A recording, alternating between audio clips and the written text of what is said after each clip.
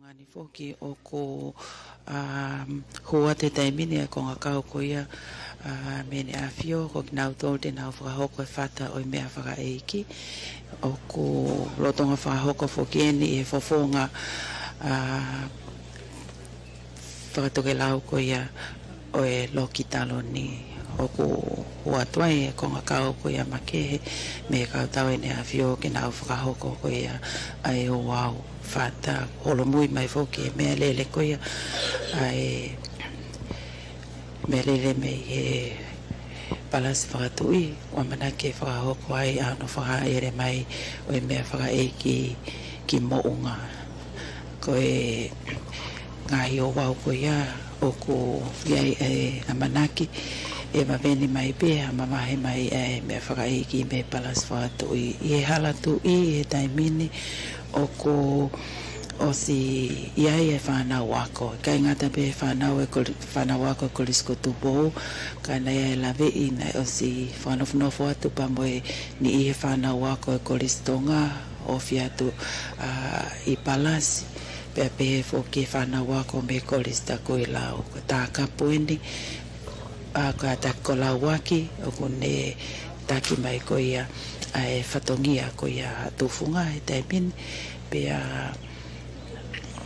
ko ia e kau ni matapu ko nau ki nau ni iho ki nau tolo o ko nau mui mui atu ia lau waki i e whatongia ko ia o e pongpongi ni e palasi whakatu i ko e anga maheni pe fokia o ha mea whaka eiki i e whare o e hau e ne a fio ko lau waki tene tataki ai whatongia ko ia o ngahi mea whaka eiki pe koe taimi o ko toa i hapo uri i e whare o ene a fio i nuku alofani o ko moko moko pea na tula pea whainga maare pea mea nuku toa wea manaki o kongolele a tueni e re te o tonga ma television e tonga i mo tolo mea mai ki o wau ko ia mea whaka eiki taine princesi me le siuri tapo ko tālolo foki e whanau a koi i hala tu i taimini o ko whaha ele mamari e mai ai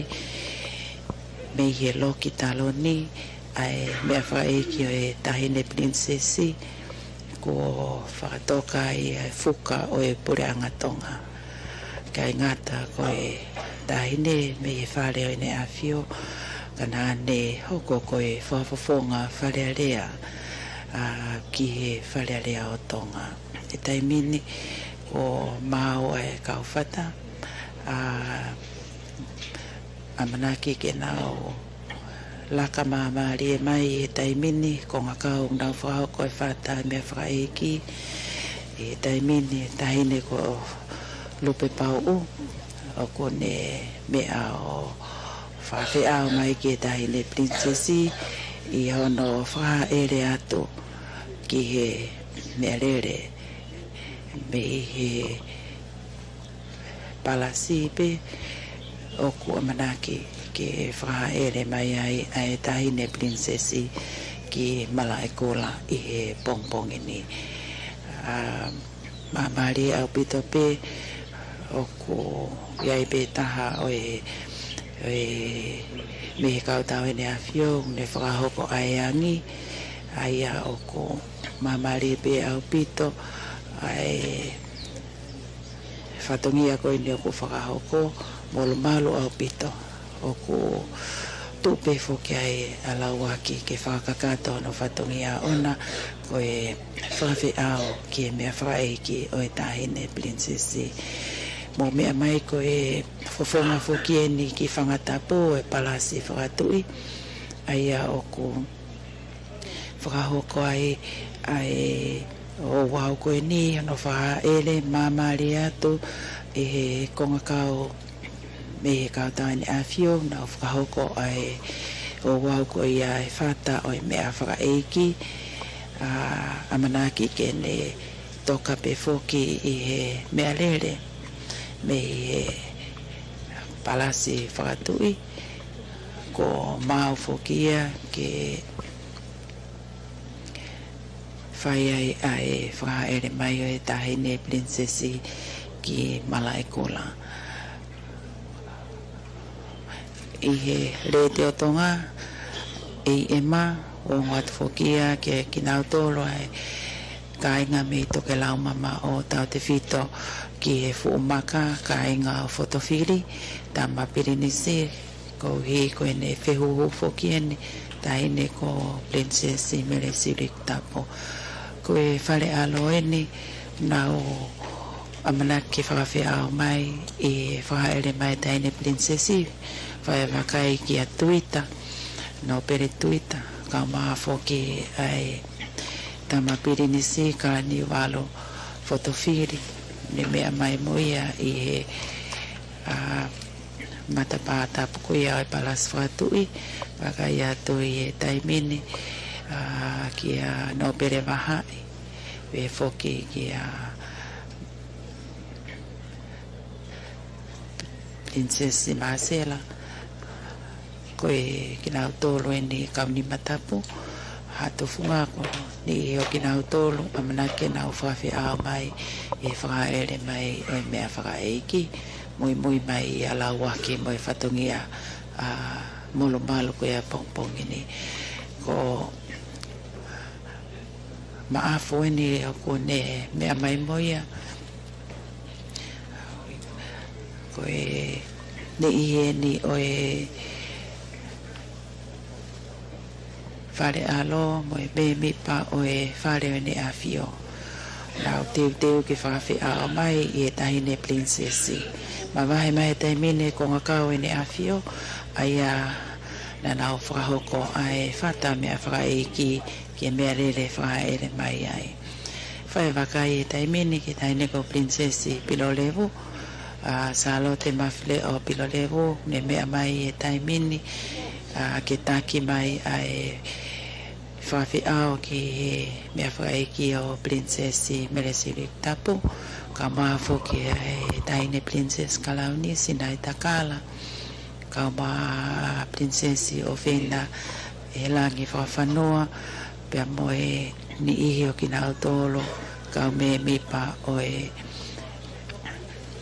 whare ne a fio whaiwhikau se taita ki na oi vei kone pia pe foki ki ki na autolo ne lava mai mei mori mui wholau mai i e mea mai haere mai mea whakaeki o e tahine princessi e taimini koe wakai ene ki he mea rere ko ia o ko aminaki ki whakaere mai e tahine princessi ko mau ai kina tolo kau ni matapo e kau whaiwhatongia ala waki kina whawhi a mai i he mea rere i ono whaere mai ai o e tahine princessi o ko kalawa foki ai amanake tuuta ai mea whaeiki i Malaikola ai tuuta i pe foki heni pe mo e tahine kuina na spau pe e whai ai ngahi o wau ko ia o e pongpongini ai a ko e kawa e tukupare me kau whawhonga whati diplomatika tama pirinis kalau ni pirinis i tupauto aur ka alala tama pirinis i tau whaahau man matao ngo ka ma prinsesi alai wal mata aho pirinis iata prinsesi kalau ni sinai takala pirinis i tungi ka ma fo kita ine ko prinsesi pilolevo tuku aho prinsesi nanaspa o Eliana oko lao na tula pe fafo ofa taf bakai ke moko e au fano na tula i o au molo malo o e pongpong e au ni fa e ke me ano ko to ape e amanaki ke fa ele mai o e me fa e ke tai de princesi ki Malaikola whae wakai ki pangai lahi i e taimini ko mawai whafufua ki toko te au nei ai kau me mipa me kau tau ene a fio ko ngakau ko e whakalangi make ki e whaele mai ko ia o e tahine princesi e taimini ko whangatapu e ni o ko whakahoko mai ai e whaele o e mea whaeki e taimini ko e whamawholanga tono ko ia o e polo kalamani whaonga te e le te o tonga uloaki pe e ema ka mawho kia FM mahiwa noa pe a whamawhola tu i e televison e tonga ina autolo ka autolo ke reka na o fi mea mai ki o wau mol malo e pongpongi ni amana ki e whakamawai mo e mea whaka eiki o tahine princesi me le siri tapu o ko whainga maari e ke mo me hanga tono ai ke television e tonga e pongpongini mo tori to puri anga i live streaming ai tonga broadcasting commission o atia i interneti ko e lawaki ne taki mai ka o whawhi ao ko ia ki tahine princesi i he whangatapo ke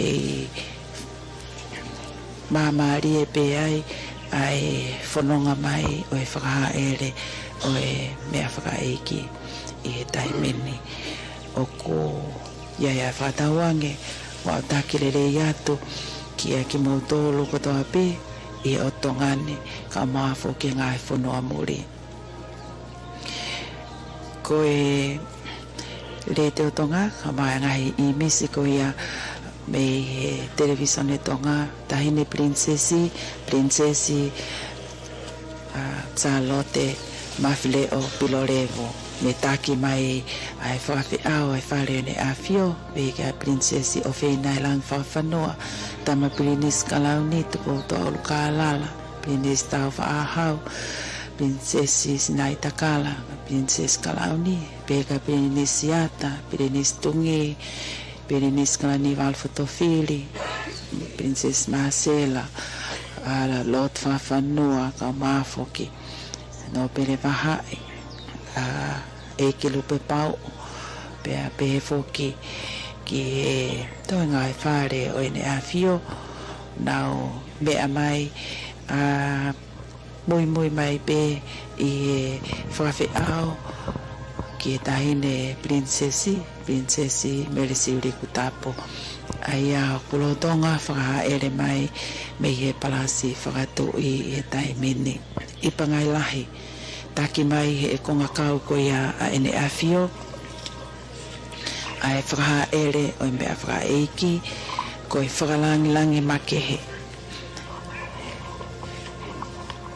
o i o wau whakamawai o i pongpongini kamata me he palasi whakatui me nuka lofa ko mawahe mai ai ai konga kau whalangilangi ai kau tau ai ne awhio e taimini o ko mamare au pito me pangai lahi wai ai wakai ke kinau tolu kau ofisa maalunga me kau tau ai ne awhio ko manta Sionelino pe foki ki a holo kau lakai kau maa foki ai ni ihi me i pot ngau e polis tonga nispe kita maalunga Filipe Fifita pe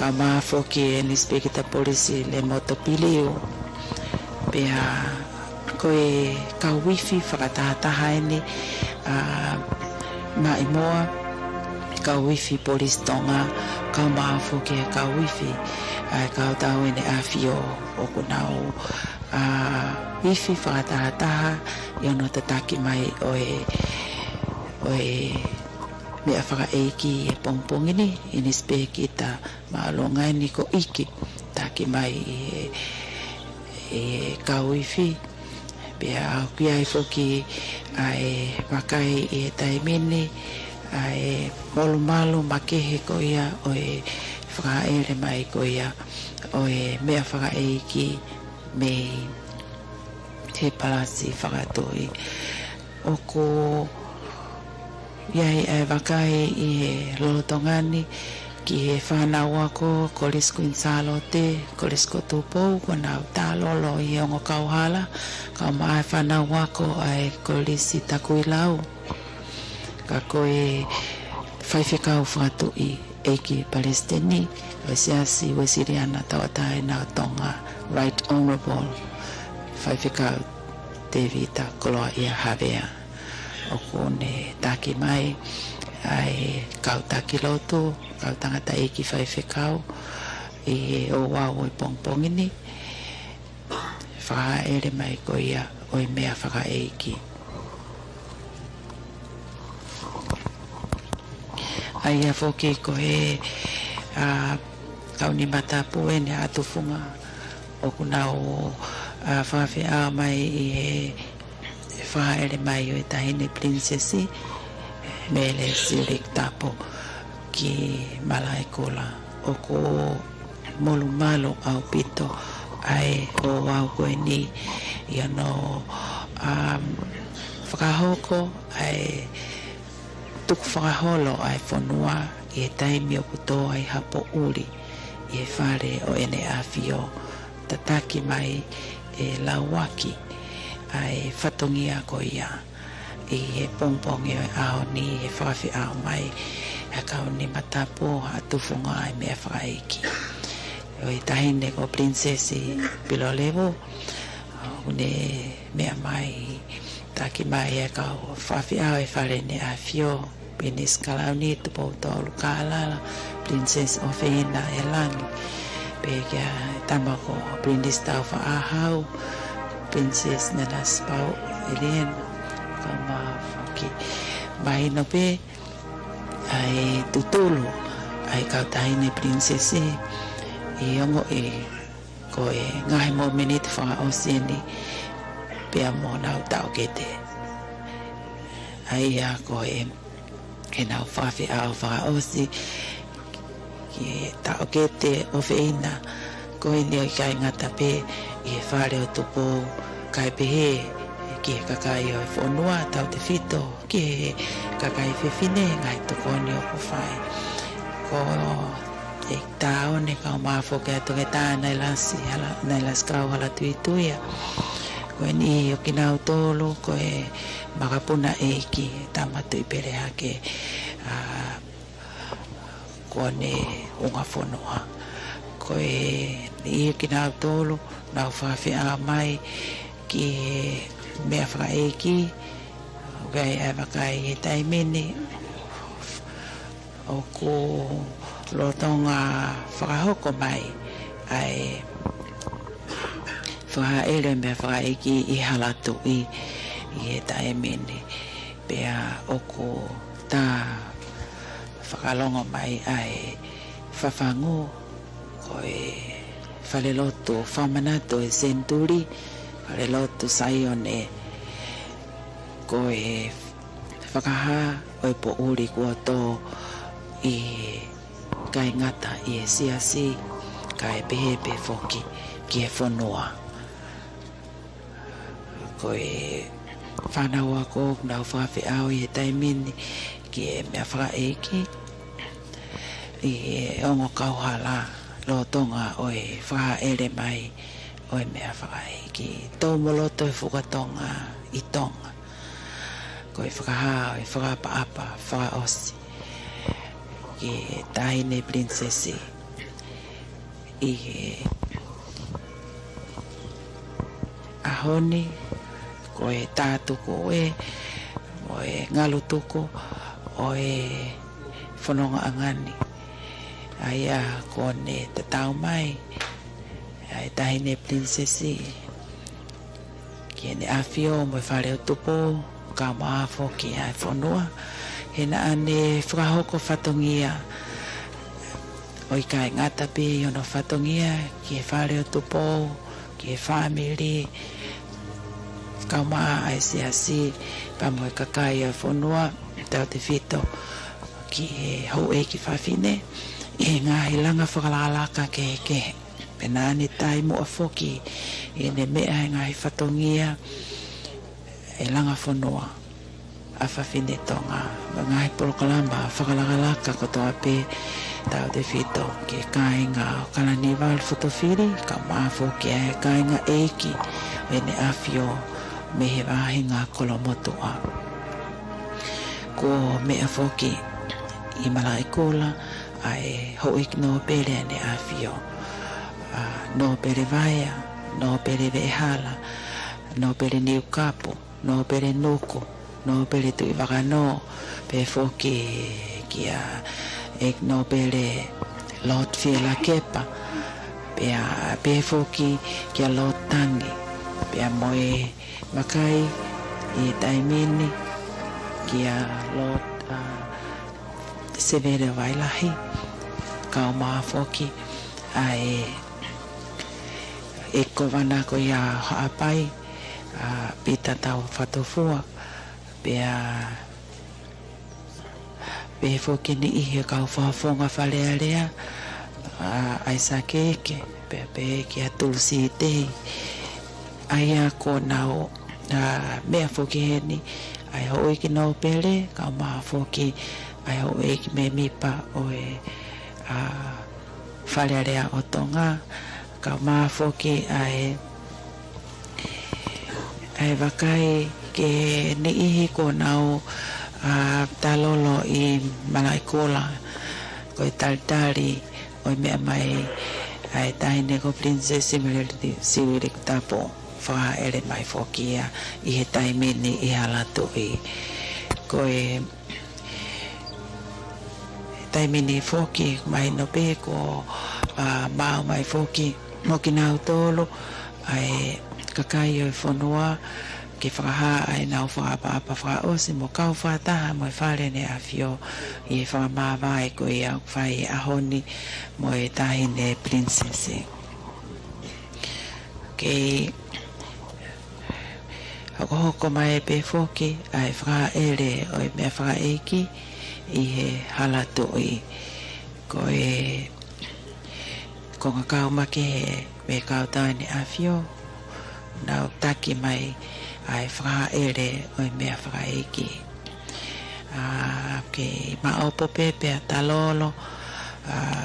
talolo foki a whanau wako a kurisko tupo I hongo kauhala o halatu I taki mai no pe ko heni pa mo nau tolo I malaikola kau whafonga wha diplomatika ambassador Japani ko whafonga Nusila maafo ke talafika ulahi o Australia pe ke ek minister paanga honorable Doflis Tiweti pe foki kia right honorable toketa anatau fiolonaki ko whafonga fokieni I whatatokoni a ene afio whai ai wakai ke ki nau tolo ko nau mea foki I te niti whahahake ko ia I malaikola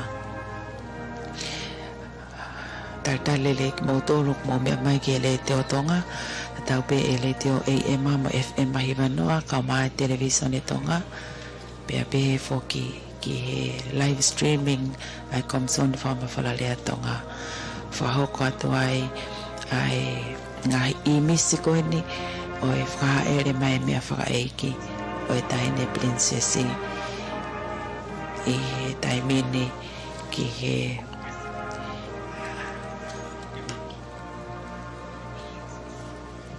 malaikola aia ko mafoke kau matapure ma kau whaifatongia ko ia o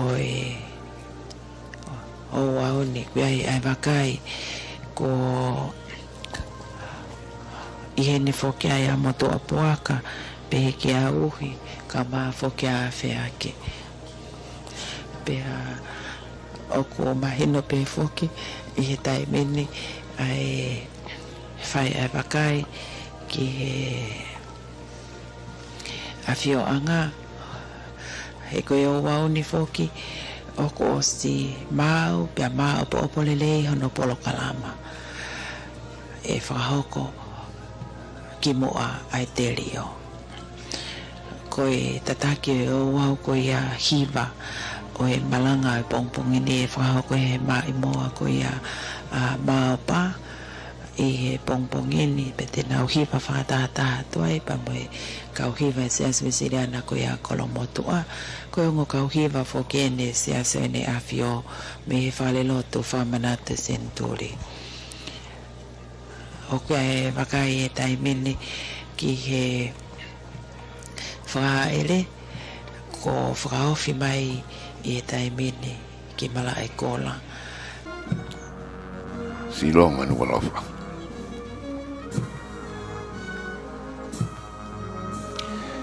wang mama po ke matangi me tonga hake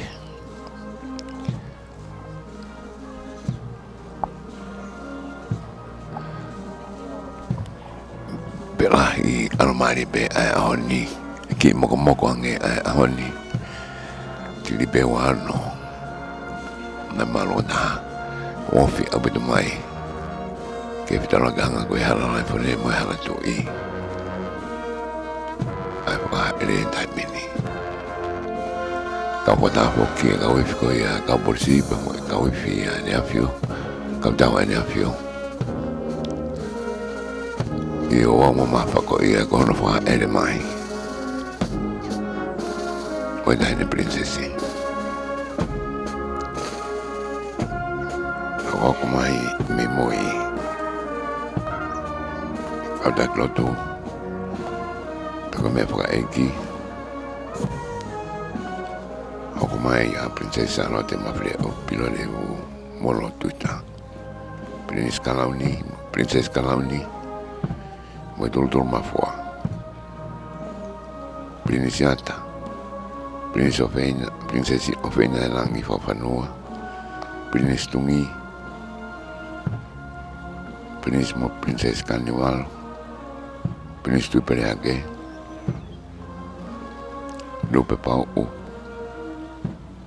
kami mi pa fare o tupo lot moleti maafu lot moleti fafanua eik faala milangi eik elsiva tau kane tuku eik leana hola eik area anmatea wahai motokta wahai pe hoko malevai When coffee up with my go now to the Maki Malakula. Kau kate walang langi.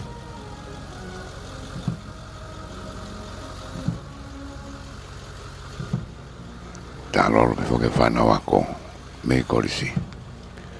Kau kau kate walang langi to te au.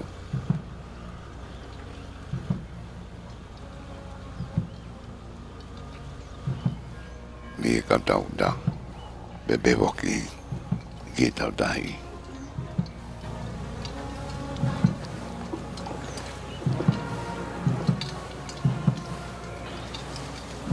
Kulang tu tamai ai os magoya kau kai walang langi.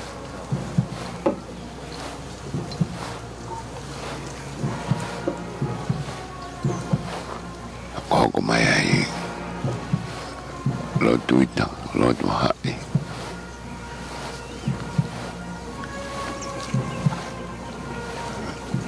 ya mai ko malai ko lang ko hanga pa hi fo ai kau ka te whalang langi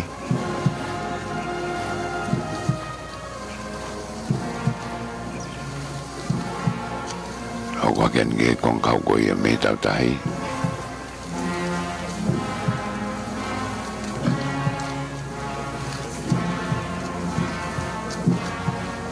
ko tu utan ko lau hen ko to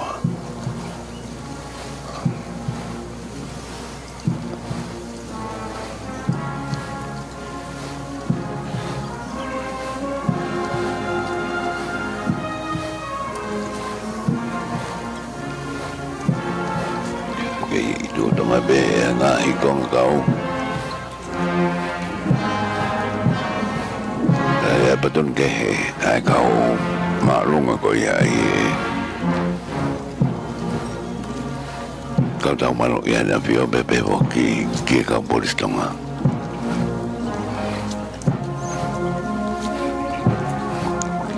kako malakula ini di tamini may moonga kau ni matapu Pero ya me voy a que genio con mamá y whatever. Ai whanau Micros Gonzalo te ki e haereanga mo e whaka haereanga ko ia o me whaiki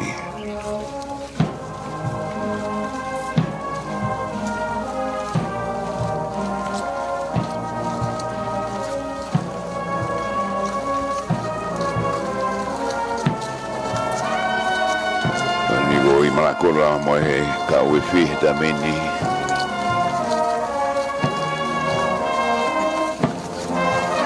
Hoki angahi Dramaita ko ia ai sodia netaki Hoko mai Dramaita hono ai sodia pe moe ka polisi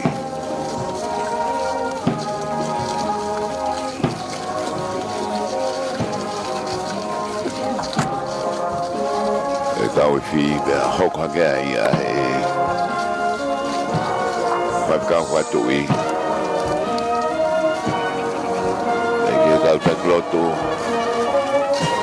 nak mui makai.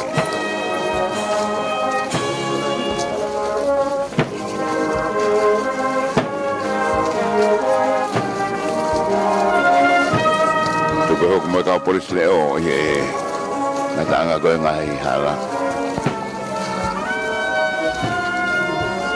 Lolo tongani ko kau mai ki malai kula.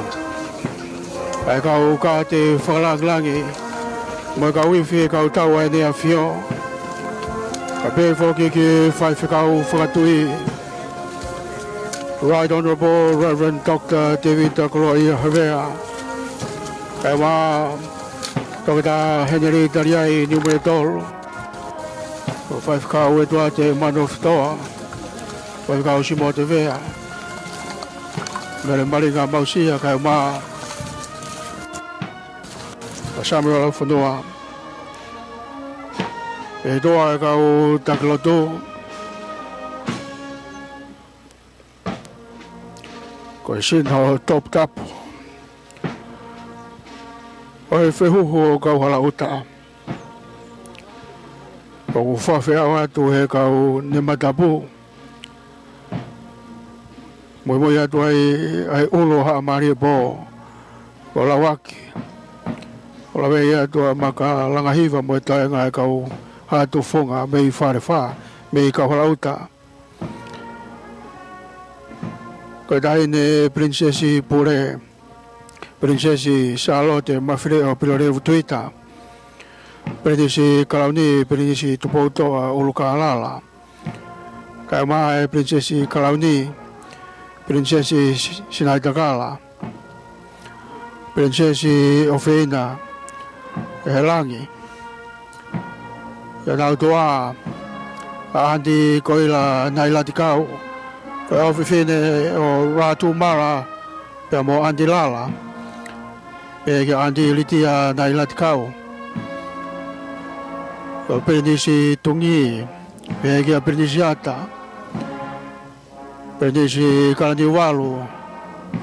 Pe ma sanalio. Pega Princesi Marcela Carnivalu Fotofiri Princesi Kamai Foki Piamo Princesi Tui Perhake Kapegi Egnopere Fofanoa Mo Egnopere Vahai Egnopere Mafu Tukuyaurahi Kama Susaya Lausi Mo Fare o Mafu Tukuyaurahi Ka mo whare alo, o e whanua. Ma me whoki ko kau mai pia mo e ki lupe pau o. Tuita, Taione. Ka ma reana hola, e ki reana hola. E ki erisiva tau ki oni tuku. E ki whakaola meirangi. Ka mo e ki area matea wahai.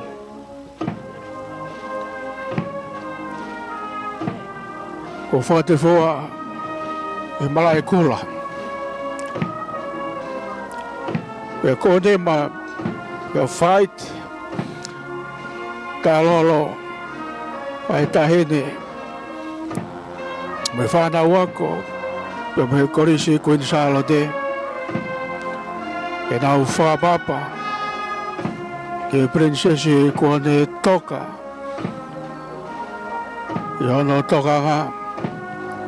Pia mono whakalake pa kola. Whawhi mai he taimini. Ai kau tawa e nea whio. Ai te nau whahoko. Ai kawala. Ia no whata. Ai sino top tapo. O prinsesi Mele siuri kap.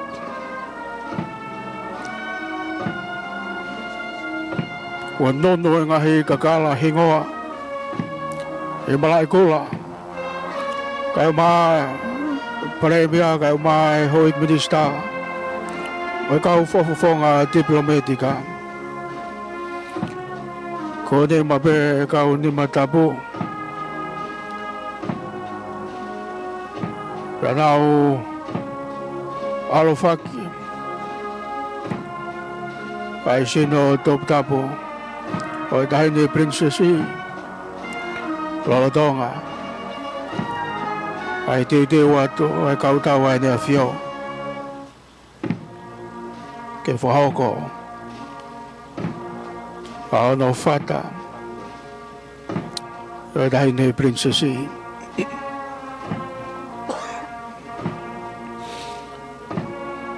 Ia lawaki pe mono toko tupua pe miha mari bo pe mono fue tupua ke falo ai mai tupua o ha mari bo lotonga fahoko ye taimini e kawala Kakai kau tau ai nea whio. Ao no whata. Wai sino top tap. Tahine prinsesi mere siuri kap. Mui aduai. Alawaki kau maa e kau mau. Kai kau ni matapo. Ke tongi ai whatongi a whakatalu. O haa mare po.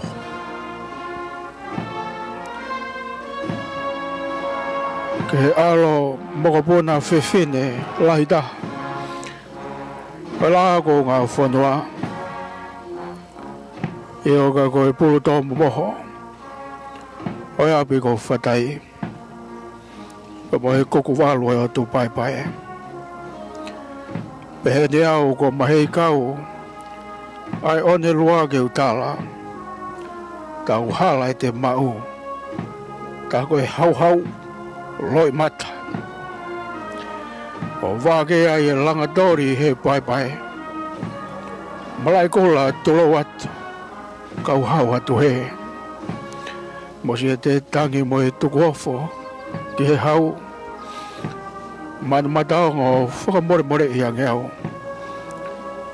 He kua viringi a hoto rewe ni mamai. Nai kako me whatai. Ke te puke. Ke i whakahoko pe ai whatongia. Ai kawala. E he taumaloia nea whio. Ia mai ka te whakatui.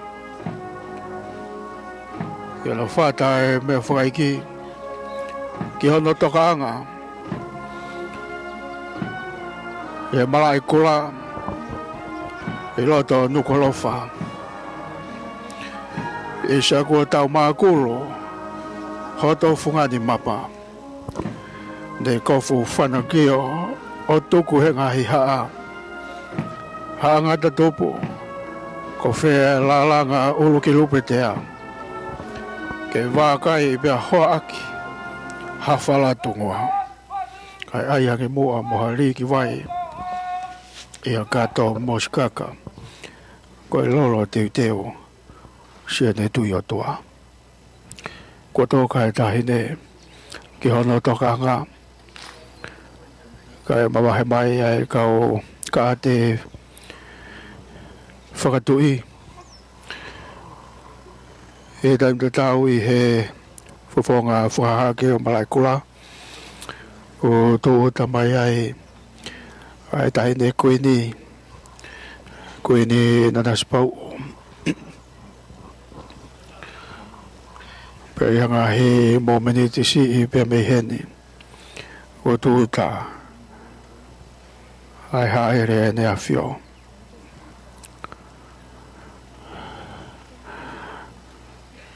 ko māo e kau ka te whakalanglangi ke me whai ki pe me he tau maloi ane a whio pe me he tawhaki whakahifo e taim te tau o ko laka whakate mai e kauala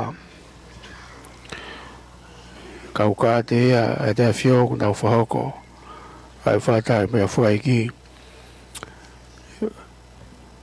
o ka whataha pe mo e kau ni matapu pe me ha mari po o no foi mai e ta kapu e ma ngatai magalanga hiva pe mo e kau ha tu funga pe mo e toi ngai kau mau a mounga ko te ki he o au te rio tam ta tau ki he ni foki pe mo e hoi minista o e kabineti minista ki muri ona bo fiki tau to ka manu ka pe ki minista pa nga te filusi te weti pe foki ni pe mo e ki paremia ona bo ho ka medico ka pe ki ka o fonga diplomatica ai trafika la hi Australia pe ma Britania pe mo Japani ka pe foki le paprika o China o me he ni pe mo igno pe vai a ka e pe foki kia igno pe nuku pe mo lo tu vagano pe foki ulutolu kia New Cap pe ko mol malu o pito ai honi ke to fa be la yo ne monga ka ma ai holonga tui moi taloni o tonga ko me he ni ai tahine kuini nanaspau ko ma hina ka doa o tu tonga lo ya tu ku he ni pe ko mau po pe mau pe mo e ka wa fivala ne a fio mo ki na tolo ko na u ke falo e mai la lo e hifofua ke malu e fa top tapu mo e fa mol malo o e ko ka tupua pe mo e ko ka situa e o ko au fia mai e mo to buaka ka ma ki o a fatoki ai loto tonga pe voki a fiaki ohi ka ma kolfranga ma fito e so po tau fa hau pe mo to ngai ka mata pure e taim te tau ku ke fo fiao pa pe ai ka wi fi ka ta we ne a fio lo dong ai ta lolo ai fu ka ni ke tal tari tu ta ai ha ere i malai kula e ko ulu e vai ngo me he funga sia niu ka sa tu ai ho fata he ko ngo sia ai ka u fare fa Siena ulolongo he tengi hia. Ai lupe nei hao o takalangi hono mata ia. Ka fwai e kunofo. He uta e iku vavalo. He woi niko timasi. Ke wakaia asana rio. Ongo sinae. Piri mai moha kumihoko ke aala. O tau moe ngatu wai hono whakaloto mua. Moe pāka kala. Koe tui a kauhala uta. Ke mahapai mo tau ki hone tuku. Koe teu ki mo unga. Ala ki whanua e. Kua to oa e whakahoha a. E si longo ai ongo topu tapu e o tulai ne tupu a. O ye. Toko pēr ke utangi tuu me he mui whanua. Si i tutulu pēr tau. Kua kafo e whakalaulau noa. Si tahine tuku muri ki uwea. Mea koe kau nofo laulo toa. E kelesi fungani. Oi ilo otua. Iyo. Ko ai tau ngā. Ai otu tonga. Pea ko pulonga. Ai futoa ko hanga i toke lau. He ko whasi tata. Ai otu ngā luo whangatapu. O ne luia. Ai api ko whanua motu.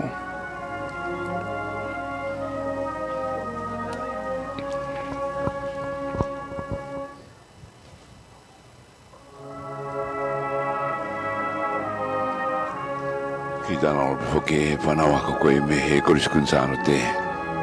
Ka mai mo e whanau ako me i te kuilau. Pe poki ke koriskun tupo uku na u whanau mai no kau mai malai kula. Koe e nanau torfok ne nau laini koe ia mei palasi. Ki a mai koe ia ki hala laifone. Ka koe tai mini kuna ni kuna ho mai koe whanau ako koriskun sāno te kuna o tālolo koe e heni. I ngai ta whaako toa ko ia ilo toni. Ai au na wahe ko ia whanonga anga ko ia i loto. I malai kula. Koe kau tau pukana whio kau kai whananga ngi mi hea ma ta whaaki me ta whaaki whakahi i fo ia. Ki he hala waha kolo. E koe mi ai o atu ngai whasko ni ki tau wahe i ta mingi o koko ko ia ai mpolokalama. Mi ta waki ko ia e ongo pare ko ia ki mi ta waki whakahake ka hanga poke ni ki hoko ko ia ai tu pare ki mu abeto ki tu taine a fio ai ko hoko ko ia ngai programa ngai pare ko ia ko tuku amna ke ia whakatoka ki monga ko e whare o tui kau kwat kai ia e kau hoa no pere pare mia tonga sea o e whare area kau taki ko ia me kau whafonga pore anga mori kunau heni mga whanua whawhini tonga ngai kurupu roto ko whatonga i mea ko koe sāra te koe mena ngai pāre ko whotu ueni i mua i ta meni ka i mo unga i ta meni ko amena ken ke whakau ko koe ai tu pare ai koe pare o kupuka pea me i taha kau tau koe ane a whio ka i kamata koe ia E ta meni ko kamata e whakau koko atu. Ki he ouau tuku pare. Kamata ia e perinisi tau whaahau matmataongo. Ka mo e whare alo. O e nea whio. Ne kamata atu ai o au toko pare ki mounga. Koe whakalangi, koe tatau. Pea moe ngalo tuku e, ke taine prinsesi, pea me he whare alo.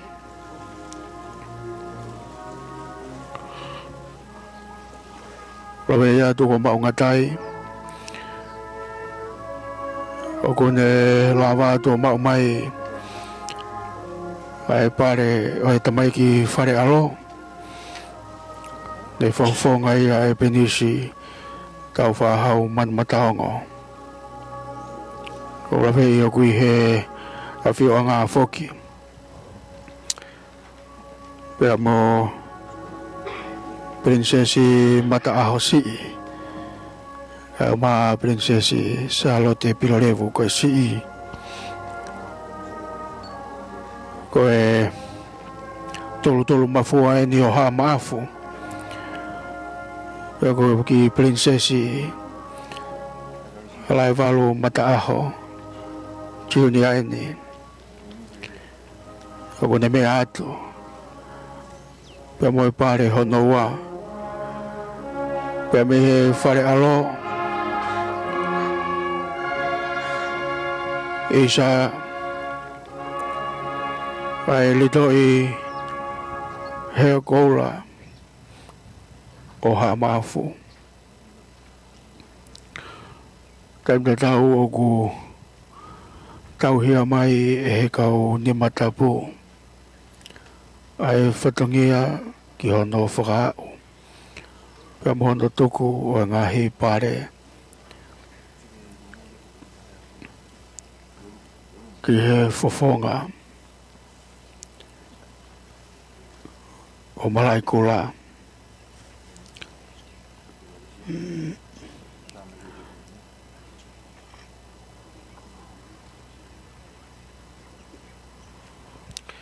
E dai mini ko prinsesi Charlotte Pilorevu Junior.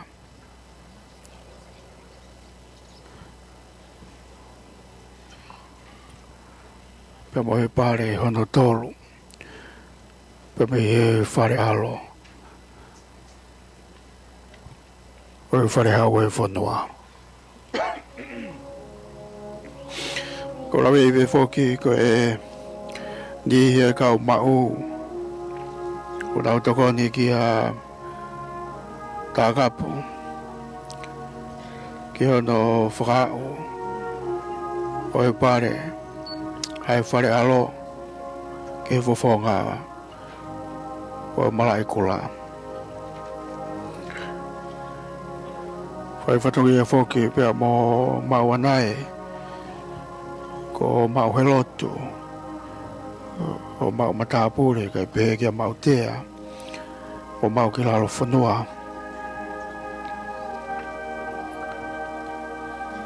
Ko e whatongi a whakatalu ia. O haa maari e bō. Ki e whare hau e whanua. Ki e whakamahama e whatongia. Ki e puke. Ai mōr malu pia mo e top tapu. O e mea whakaikini.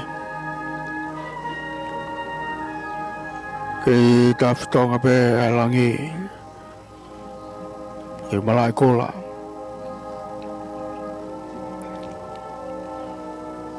E kola pe i atu ko e pare hono hoko.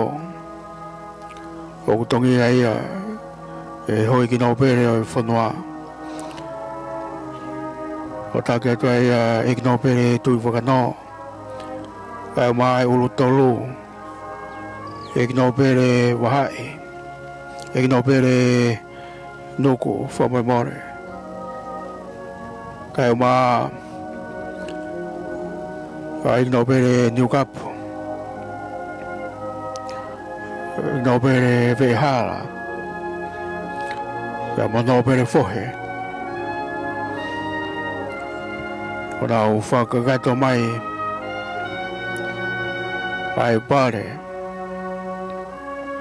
pia me he hoi ki nau pere hoi kau au whiwala hoi nea fio ki ngi tupo wano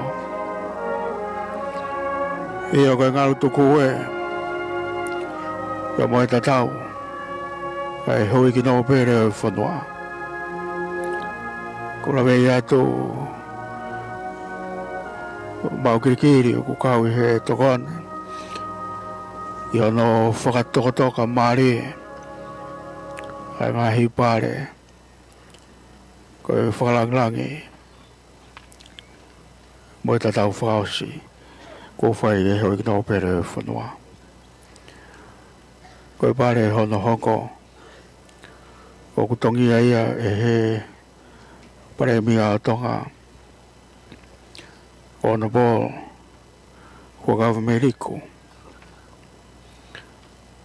ko e whafufonga ia ko e pureanga o dupo ki ano whataki pia motataki ko e pureanga o tonga kai mtatau ku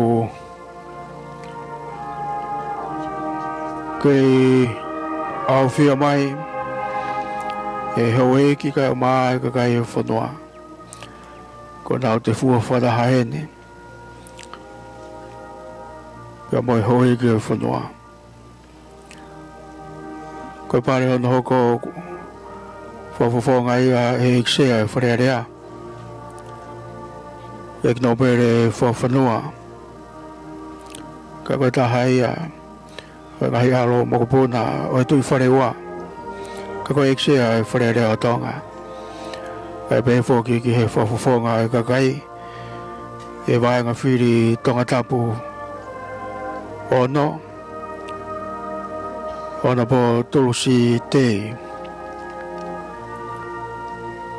ka koe taha ia e ngō me mipa wharearea whiwhine o wharearea o tonga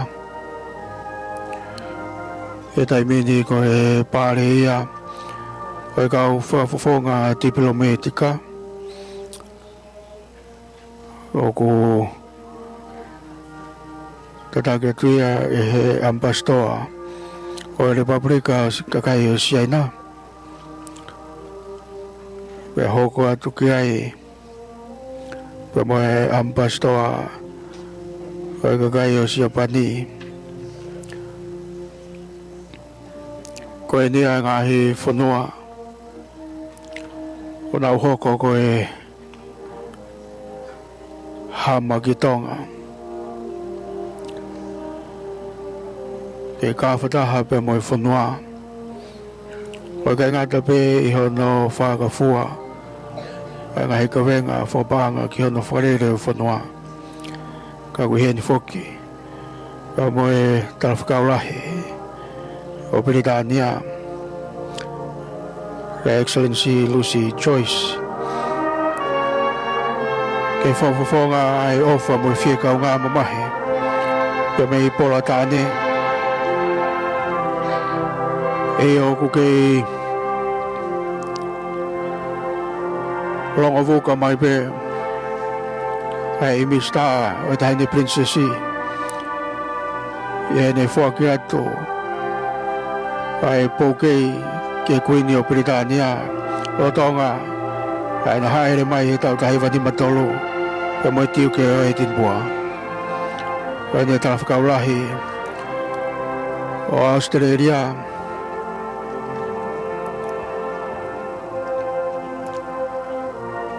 o nau hanga o whakataipe mai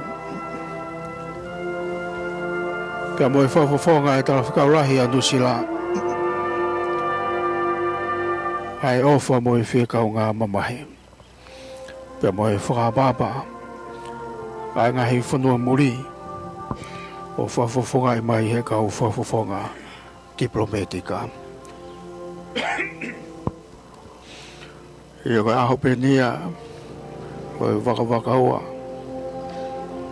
ka aho e tenghia whakataha ko i koe pulonga kua tō i tonga i pikia ka prinsesi Mele siuri tapu. Kalani walo fotofili. Neka ufoge tahini prinsesi. Yang ahi wa sekolah mo fofonga e mama. Walanga funua fofine tonga. Kai pefoki ke ngahi kulupu lotu hufia. E koe ne e finanga haia. Koe lotu pe mo e folfola. Koe nia e ngahi pare whakalangi-langi. Ko tuku atu ke fofonga o mounga. Tongi ia e langa whanua whawhine tonga. Kai maa ai ngahi kulupu lotu hufia. Ka koe mafu te fua. O e whehuho kau halauta. I o nāne hoko koe Takiyama. Nei whana me rei. E lea whakaofo mo e lea nai vovo. Pe me he ni wā kai o lotu. I o kuhoata pe me he pare whakalanglangi. Ai ngahi kulupu lotu hufia. Ai kolosi whakalava. Ke whakamahino. Koe lano e tata. Pe mo kolosi na e tat ke ilelepa i kāre ware. Koe ia peho tau hawanga. Pe koe ia peho tau mohianga. E ngāloa whē. Ai luwa kakato mai. Ai lotu ai tahine prinsesi. Ke whare o tupo kai maa. Atonga pe mohono kakai. Pe whilau pe. E koe tālai ai whatsame. Koe hake ki he moonga o Sihowa. Koe nima pe au kumaa. Pe moe loto ku ata. Pe aku lanulangi aho. E koe nau ia. O prinsesi mele siurik tapu. Pe hau pe. Ki he tau mui. O moi. Whamaterie ai tahine prinsesi. Lante ki kuoni mabe o habaya tonga ki langi. E lotu pe moi hu. Molu malu au vito ai ahoni. Pe tuho pea. Pe moi waa skola ai api ko whatai. Io gongo pe uhu. E koe hei lala ai api ko utu moteka.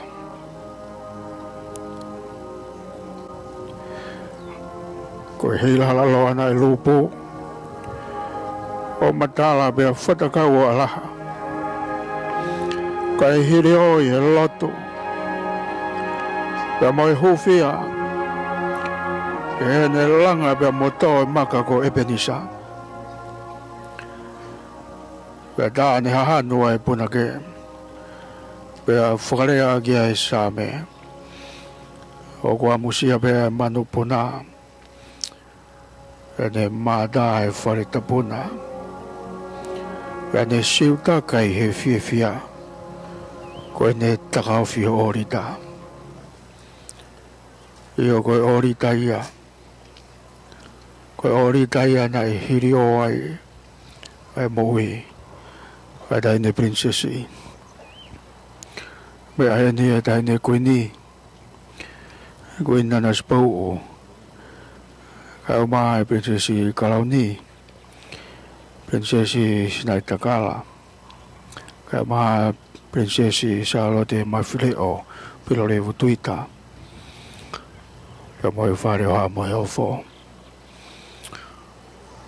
Oi mounga. Ai nihi o e kauha atofunga. Te nau whahoko. Ai o wau te rio i mounga. O wau mamalueni. pea mo topu tapu au mito. Pea hange pe ko ia ko mo mea i. O lawa ki koe ulu ia o haa maari po. Pea mo kau ni matapu. O kone fodua pe mo no fue tupu a. I he toka anga o e tahine prinsesi o whiunga tonu pe pea mo e hake anga ki mounga. Pea nge koe e ko mo mea i ko e toka anga o e ne kui tolu tolo pe mo e tahine prinsesi. A whatawhihi tau tai tō taha tui perehake. Kai pehe foki ki a fuspala. Ko e toka anga pehia e toka ai a prinsesi mele siwilik tapo. O nau ta toka tolu i mounga. Pea moe ni ongo kui tolu. Ka koe eiki ia pea moe whehuhu. A tupo ua. A whatawhehi tō dai tō taha tuipere hake. Pea mo fuspala. Ko ia pe e whaifunga pe e toka ki ai. Ai mea whai ki e taini prinsesi. Kei whakapapa pe kau ka ate tau maluia ne a whio.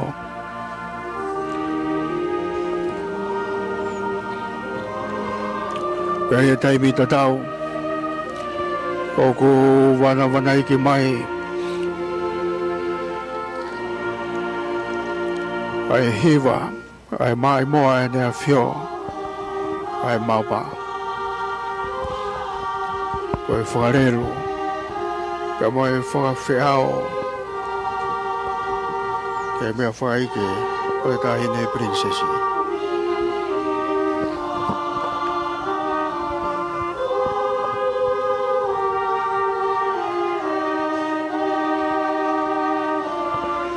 E o siso o hawhei taura alohe si o kau pirike mihene ko mau ka piteni koe he kumi ai whanua rerei awhi mai a o nofu mau kai oua peke whakao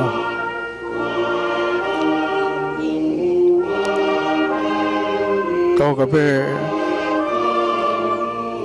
tahine prinsesi mere siwirik tapu. Ai hoko atu ai whakawhiao. E mono tae hape. Whakahoi fua ki loto tatau. E kono nau ia. Pea me he whangatapu. E o seuke. Ka foto mai ai kolo selu sare ma whakalangi o ku toa pe ho mau loto o mau taila tai mamane o tangi ho mau lau marie ko apie e o mau fuongo e ko e kau muri pe ki mau tolu. Ko e sola mo e vulangi pe. O mamao he whanua to tono. Ka mau whakawawe pe ki au. Ki o mau nofo anga mau.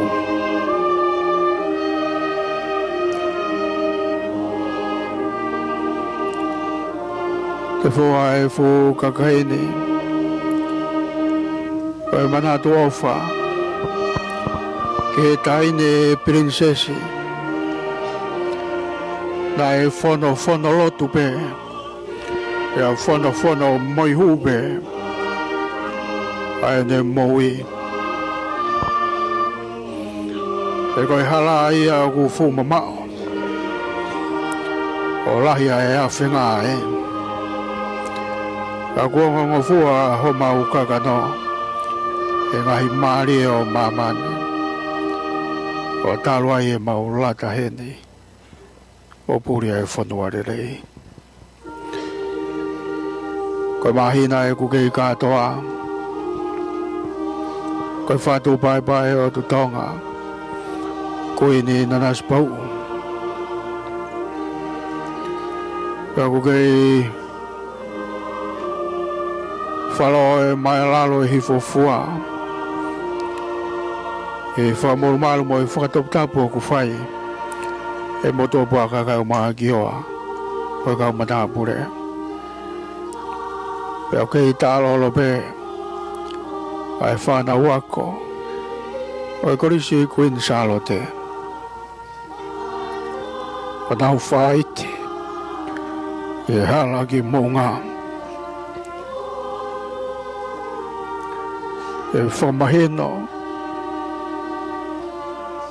e ai ke a wau ai whakapapa pe mo e whakalangi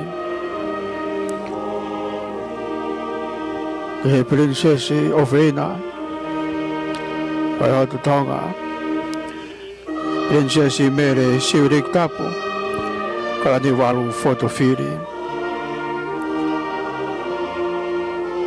e o si su ko mau whaka u ke tau whai pe ho mau i ai toku ke mau o i mau ai mana he whanua rei kai langa e mau whaka mo a whe de wao e o ko whasi e ngalo i tāni di o tokao ne ai ai kai ne prinsesin ki hono api whakalangi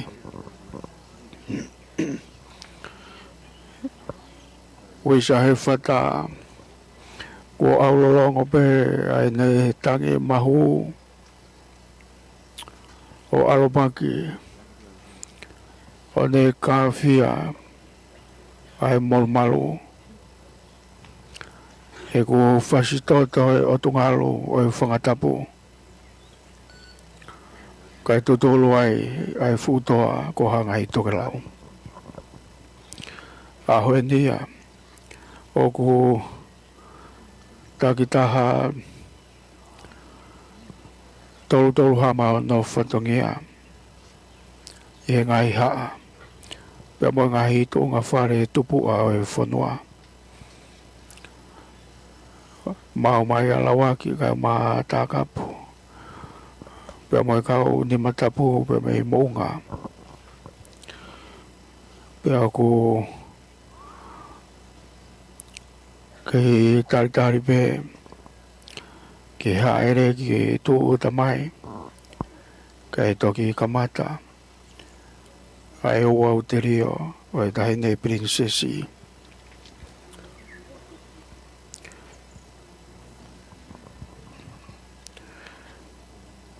o mau mari e pe mo e fai o whakatui Presteni o siasi wasia na tawatai na tonga Right Honorable Reverend Dr. David Koloi Havea ka pe ke tale kita nga hemea whalau mari e ai sisi tokata Henry Taliai Numei Tolu ka tale kita nga he mea whakapaa mga ngā ue ai sisi whaiwhikau e tuate mano whitoa ka sikei tari lahi ai sisi whaiwhikau Alfred Tiola o tare kita e ngai ako whakristiane whaiwhikau si Motivea ka pe whoke tare kita o e Evangelio whaiwhikau mere maringa mausia ka mai tare ki tā ako whaiwhikau toke tā Samuel whanua o ke nau tōru ia ke nau whahoko a hono whakataulama e whatungia e lotu mo e lotu whawhetai o e aho koe ni aho benia o ko matawhia e tonga i he rangi maa. Ka wane whakamanatu mai, koe whala moho koe, a ono toka anga. E se ni le kako siare tawha. Me le pusiaki koe hei lala. Ka moe huni ko mate ki whanga. E whala hola e langi tu o whewhawha. Nai hopo e alo ki hawhata. Koe e se ni ho kaloni mapa. I o he koe whewhine a e taulanga.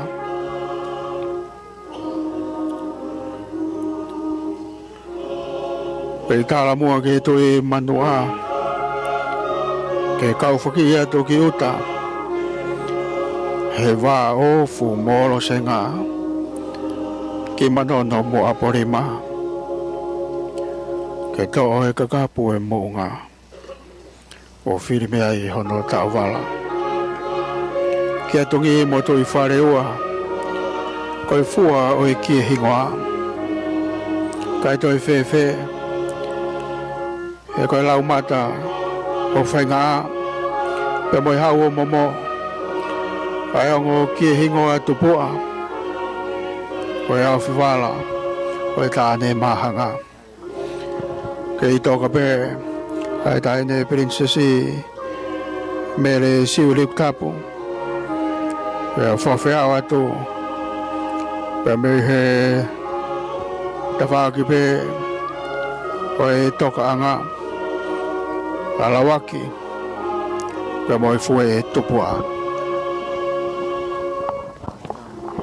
Kei hoko koe be foki ano ato ko ia hi live stream member ko me FM broadcasting be foki ke le joga fitu ko ni ma ka pata mai me valval ponyo no ila wa mai ko ia ai o wa mo mal ko ni me malakula inu ko afa a ke ta ro pe ta ta ko ge hoko ko ai program ko ia po hoko ai ko hoko foki e tan po fulu e mo ko ai amanga ka ko ne apio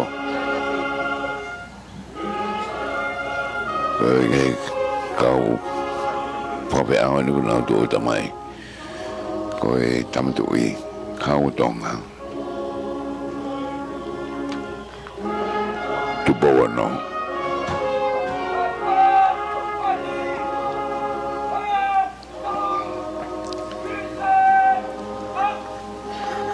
Tandar goya.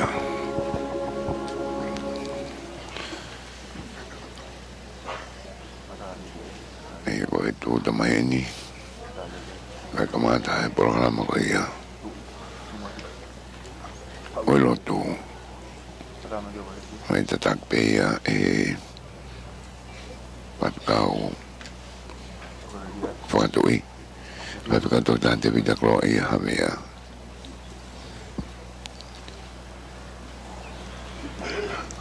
Oye.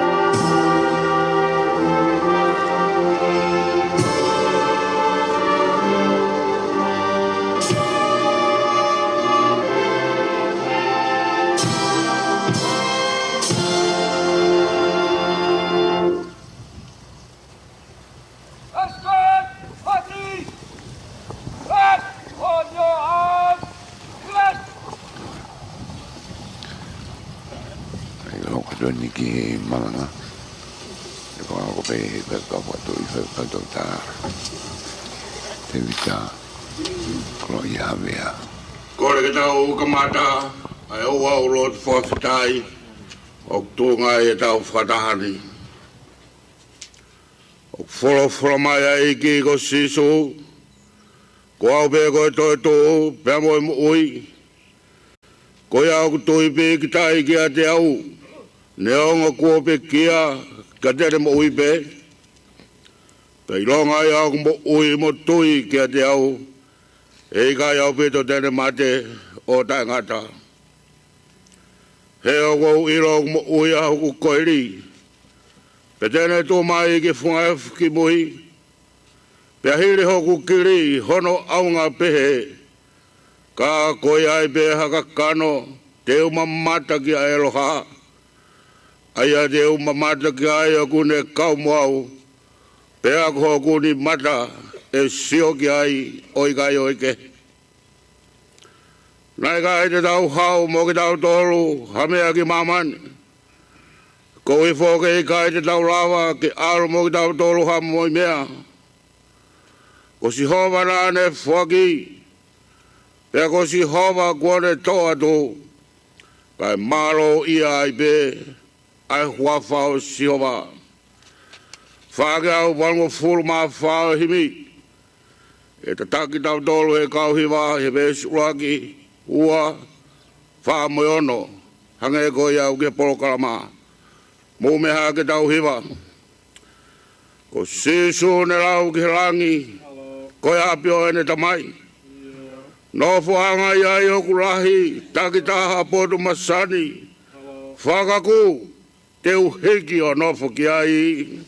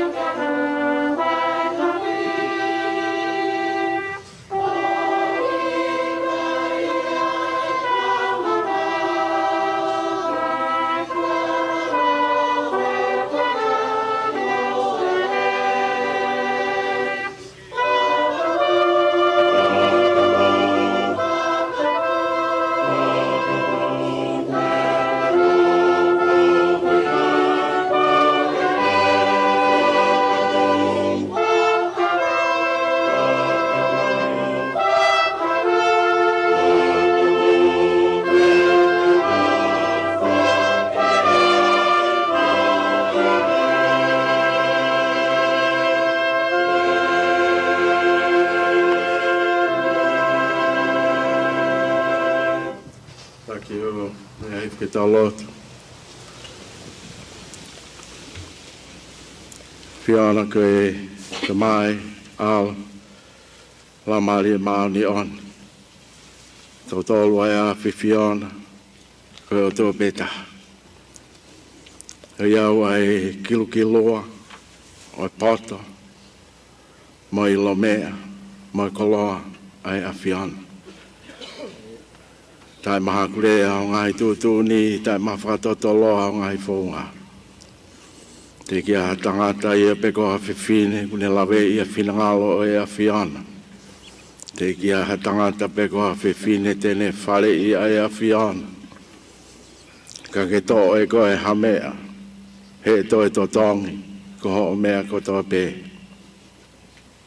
Whawhetai. Te whito ki he a Fiona, fōu i he a Fiona, pēa iku ki he a Fiona, ai mea furi pē. Ki he a Fiona, ai gloria o lau i kuonga pēa tai ngata. Oi whanua Mārie, ai whanua kotonga. Ka mea pēa tu pou, pēa kui kai ko hanga, whakamata pūre ia, pēa ko hanga lelei, i he wakai a hou eiki, hei kai. Hoi ne mea pēa, a whio pēa tu pou, koe ne lawa ia. Tō lahi pē hou eiki ia. Tō lahi pē ha princesi mo prinisi. O kua whio a tu pou. Whanau nou pē ho whakatapu. He wikai ke anga lele ia. I he mea ki a ia e tonga. Ia ko ho whai whatongi ia. Whatau moa pe ki a tu pou. Tap mo ia. O ana ke whungu tu poto. He kua whio a tu pou. Moko moko pe. Whaapa apa pe o whatoki lalo pe. Poto taha pe a tu pou. Laulo taha. Maalunga taha, eiki taha. Koe nao ia o e whaunga, o e whanua na mautupu hake ai. E tala mai be historia, koe ia be na e whai e ulak whai pou ano. Ane a whioa be tama ai tui o ngahi tui, si suko pau mo e a Fiona, ke pule whakarewerewa. E punou be ki ai mea kotoa.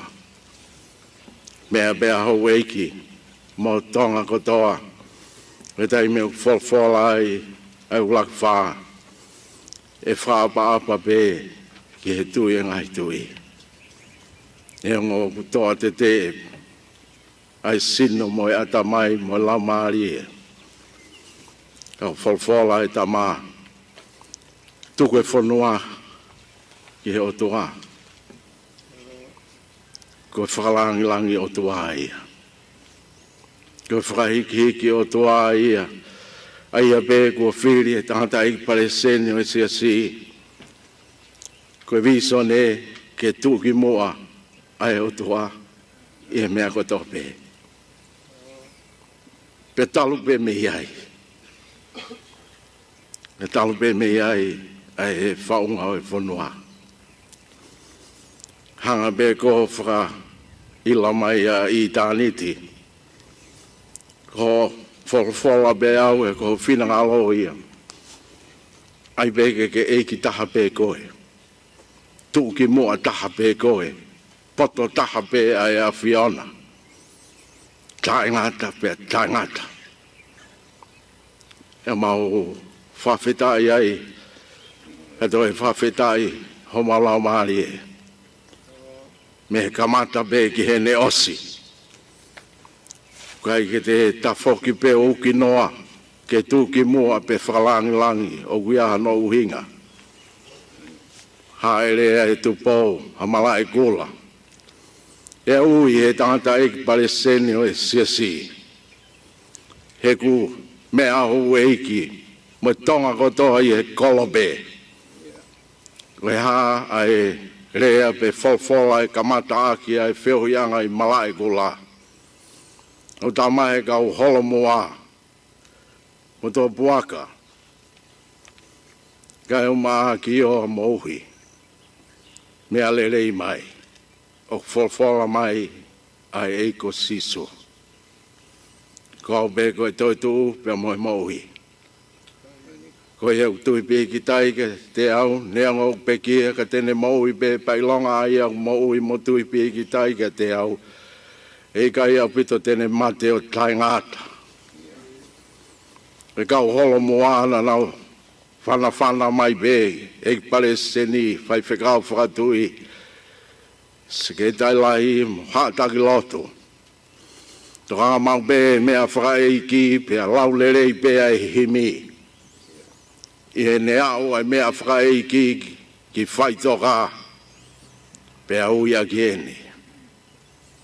O te ke ripoti mai me he kōsperi, kai ai ke tonu ai kalama, o wholwhola mai ai eiko sisu. Ko eiko sisu ki malai kula. Ane o ku whatataha mai, ko ia, ko pekia e tahine, ko mere siuri ku tapu, ka ni wal fotofili. Ka mea ai a Fiona eiki, malai kula. Au ke wholwhola mai, ko koe bea e toi tuu moi moui. Ko i au tui pi ki tai, ki a Fiona, neango ko pekia, ka tene moui pe. Lawa ia. Osi ia. Langi ia. Whakahiki o tua ia. Neu maho whawhetai. Eto e whawhetai o maulau maari he. Ko ia ko e whainga maari e ko e. Kai koa ko e whai tau e utu tau. Kai koa utu ha ufi. Ka polo polo hango e anga. Ka ko e utu tau e lau maari e. Le tanoa ia o Pentecosti. E whawhetai. Mohui e tahine ko en ko mere siuri ku tapo. Kani wal fotofiri. O kui kai ko mea o mau whiri ki ai pe prinsesi. Pe prinisi. O kai ko halakanga. Pe ko haui. Ko whakahau e pe. Ko prinsesi, ko kolosi. Ko pirinisi, ko whatongia. Te kui ai pēa ki nau tōu na e ui. I māman lahi. Pea kua nau mea mai. Ka taki he kai ke ulawa ai pirinisi. Moi prinsesi. Hange moha whainga maari e ke mānawa. E mohui pē tahine ko en. E ai pē o weiki. E kua ngau e tahine ko Queen Salo te. Tamako tungi, tamako whatawhehi tui pere hake. Hawai wal mata aho. Mere nai te tupou mohi afo. Iai be whangi tamaiki. Iai be whangi tamaiki. Tahine en ko pilore wu. O whina ene. Kana iai be tahine ko mere siuri ko tapu. Tomai hana e whiri e mere siuri ku tapu ke prinsesi. Hana e mea i be e tahine ko eni. Ko e whatongi alaki. E ko pangu ke tarango fua koe ka tupou. E whawhetai. Mea i he tonga ko toa pe. Hanga he tahine ko eni. O whalanglangi i ai a whiana. E koe tala noa be ia o e ahoni, hange be ni a fu whare lotu lahi. Pe koe hae toko lahi o tonga i tonga ni pia mo maamani, e unau mea mai. Koe fu malanga maari e pe eni. Koe tala ki he tonga ko toa be, ai pe ke langlangi ia e o toa. Koe ia be na e whai e ulak whai po ono, koe mea e mole hono kere kere. Koe konga lahi hono nge ia e to. E tutu ni pe ulak wha. Koe whahiki hiki o toa aia. Koe whalanglangi o toa aia, koe sevaliti. Ano ono momo i whanua i po ono. Kai ngalo i he tonga ko tō be ko e rea nai uhinga be e ke tai ngata. Ke haere mai o tui o tō be tonga. Kai ko au lau ke hako, moho hako. I he whanau pe mo he makopuna. Malo e ki. Whawheta. Au wakai ate ki tamasi ko tāwha man matahongo. Alo e whaiki ki o tua. Alo e whaiki ki o tua. Kai ke pe ia mau ni on. Pe mau le lehe. Whawheta. Ko ai ke mau whaiki ki aki koe sio mau ha. Ke mai pe ho alo. Ke whaiki ki o tua. Ia pe whatongi ani. Mea bea e whaifekau whakatui. Wholofola i ki tonga. Ai bea o tua ai a ke uluaki. Whainga maari e mo i kaha whainga maari e. Masiva mo i koloa ia. Mahamahaki mo i mo i lelei. Ai bea ke tuki mo ai o tua. Hanga e koe tari o e kātoanga ko eni. Ai lea e tahine ko ini. Mea e tahine ko pilo le vunga o feina. Hau e ki o e whanua ka ni walwe. Mautari. Mautari. Mautari. O e tari pe ka tupo. E hae lea. Whawhetai e ki. Ko e mouin, ko e tari hae le pe. Haere mai koe masi. Whiunga anō pe ho tātā. Koe kia whilau i e lahi. Koe kia whilau e lahi. Nā ke whilau o tātā. Ke mau whamiri. Ka mai a whiana. Tā kia mau tō. Fu whare lotu whakao whawhai ni loto nuku alofa. Whawhetai. A whiana tō taha pe e glori a mo e whamalo. Hoa whapeho alo. Kala isko mau whamowi. Amen.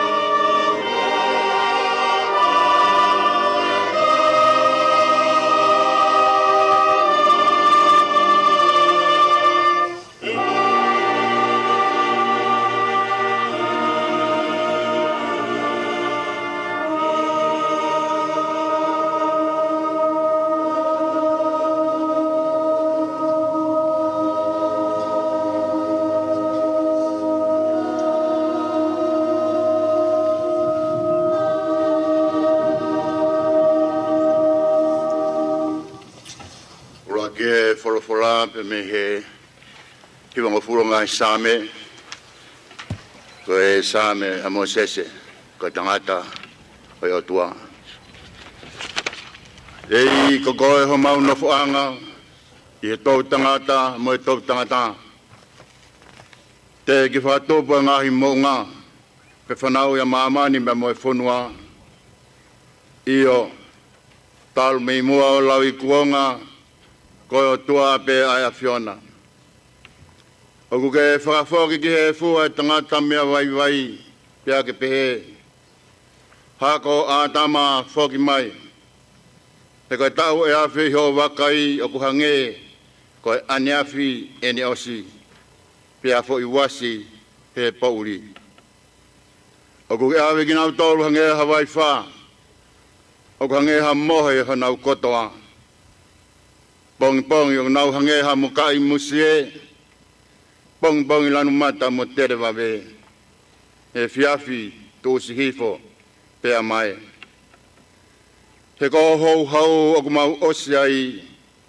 pea mau mo tafu ua i o tupta maki ko ke whodo e mau ngahi hia i o aona ko mau ngahi mea fufu i he mama o fofonga he ko pare ho mau ngahi aho ko toa pe i o hou hau o mau whaosi o mau ngahi tau o hange hatala noa o ku lau.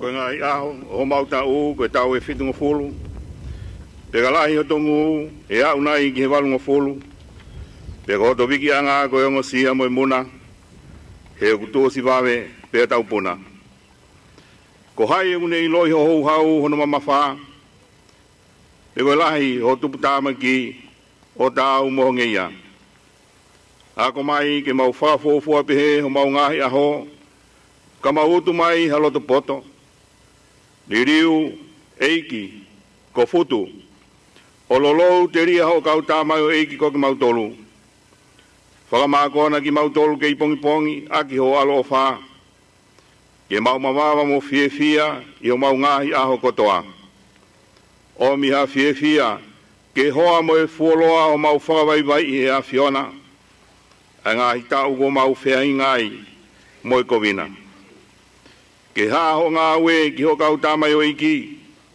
pēr ki he nau whānau ho langilangi io ke ia te tau tolo e whakau ofa o iki ko mau tua pe ai ke tū mau ia te ki mau tolo ai ngā ue ha mau ni mā io ko e ngā ue ha mau ni mā ke whakatū mau ia Amen.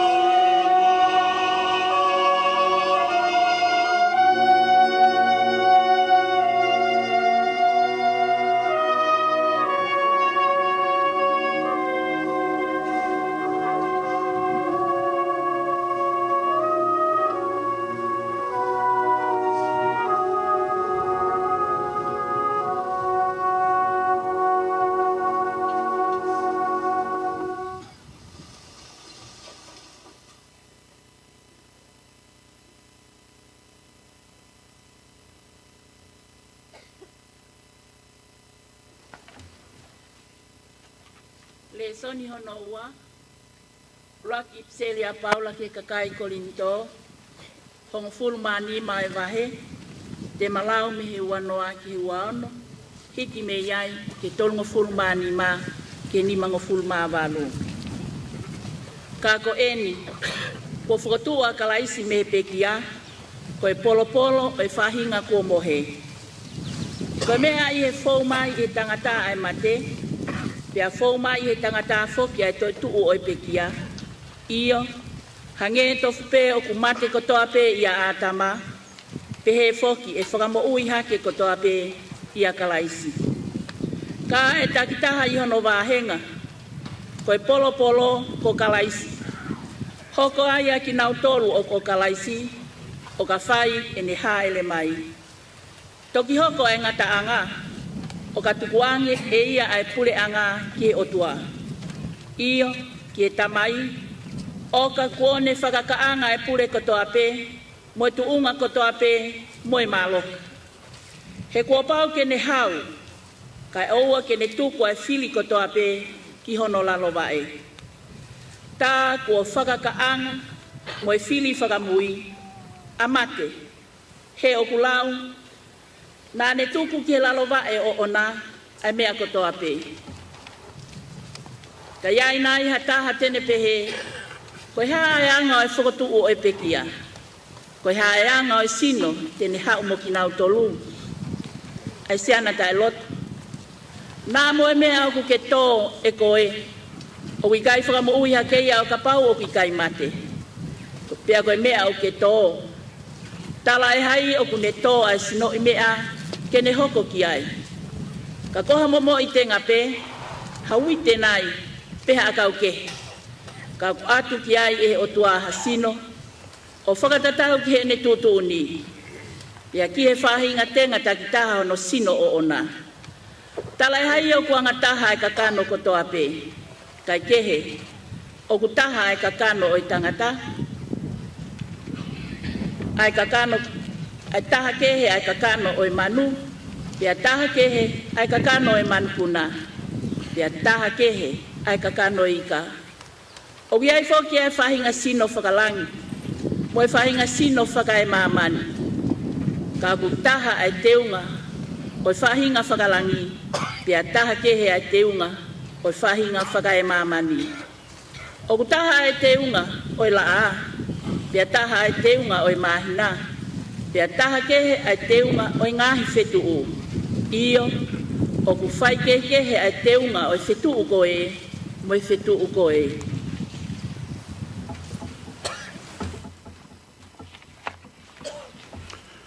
O pehe mo e toi tu o i pekia. O kuto ko e koto auha. E whotu ko e koto tae wha auha. O kuto ko e koto palaku. E whotu ko e koto teunga ia. O kuto ko e koto vai vai. E whotu ko e koto mālohi.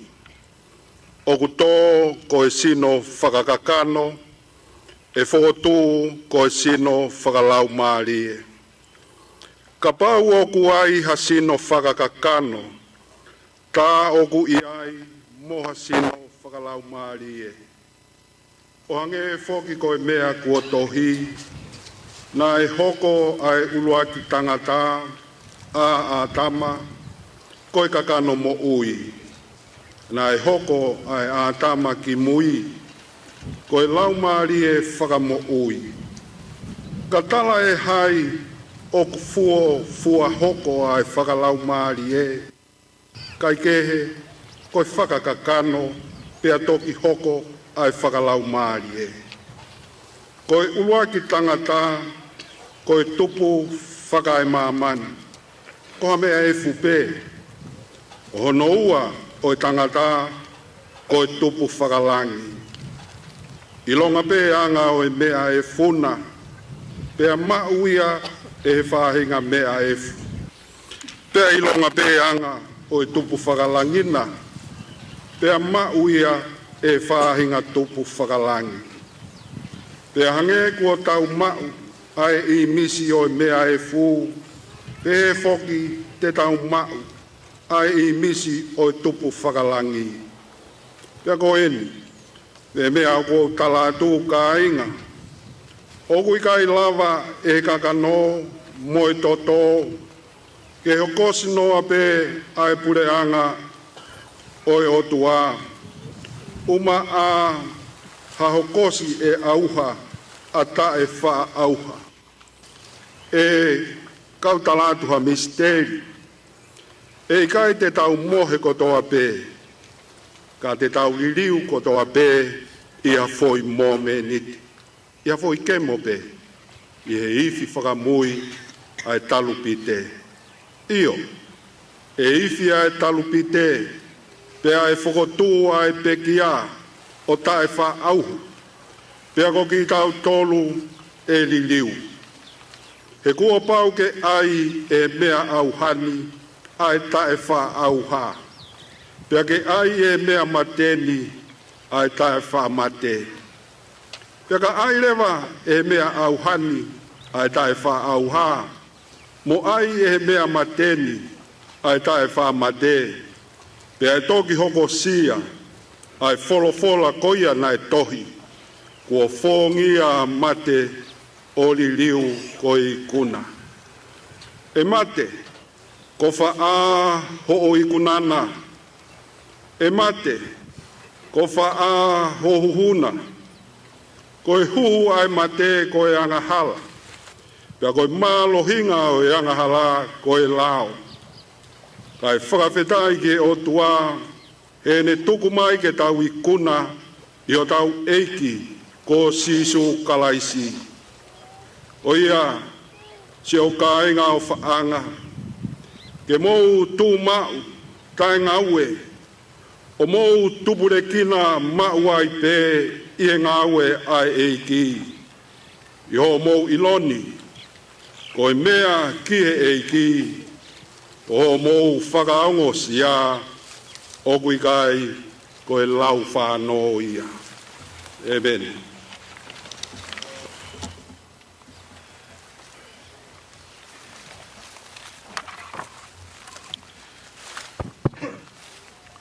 Ngai popo aki, whekaunga mamahi me whanua me ngai pureanga me muri. Whahoka tuia I herea whakapitania pa me Māori. Government House, New Zealand, 29 May 2023. Your Majesty, I have learned with sadness of the passing away of Princess Meresiriptap Kanivalu Fotofiri. On behalf of the people of New Zealand, I convey our deep and profound condolences. In 1975, Princess Meresiriptap Kanivalu Fotofiri was the first ever female to be elected as the Member of Parliament to the Legislative Assembly in Tonga as the people's representative. We remember how Princess Meresiriptap Kanivalu Fotofiri spoke at the New Zealand Dawn Raid apology in 2021, representing the voice of Tongans and Pacific people. Princess Meresiriptap Kanivalu Fotofiri was deeply important to the Tongan people, and we acknowledge her contribution to the nation. Our thoughts are with you, your family, and the people of Tonga at this time. Yours sincerely, Dame Cindy Kiro, Governor-General, New Zealand. British High Commission, Nuku'alofa, 2nd June 2023. I noted with deep sadness the passing of Her Royal Highness Princess Meresiriptap Kanivalu Fotofiri. I would like, on behalf of the government and people of the United Kingdom of Great Britain and Northern Ireland, to express my sincere condolences to the bereaved royal household of His Majesty King Tupou VI and Her Majesty Queen Nanaspau, to the royal household of His Serene Highness Kanivalu Fotofiri, and to the government and the people of Tonga. We deeply mourn together with the Kingdom of Tonga on the loss of a dear princess. We pray for the repose of her soul. Please accept my deepest and most sincere condolences and the expression of my highest consideration. Yours respectfully, Lucy Joyce, British High Commissioner.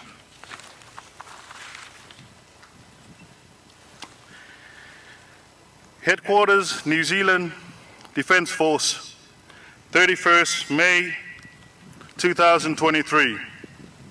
His Majesty King Tupou VI. Tolo mo whare o ha mo ofu. It was with deep sadness to learn the passing of Her Royal Highness Princess Meresirikutapu Kanivalu Fotofiri.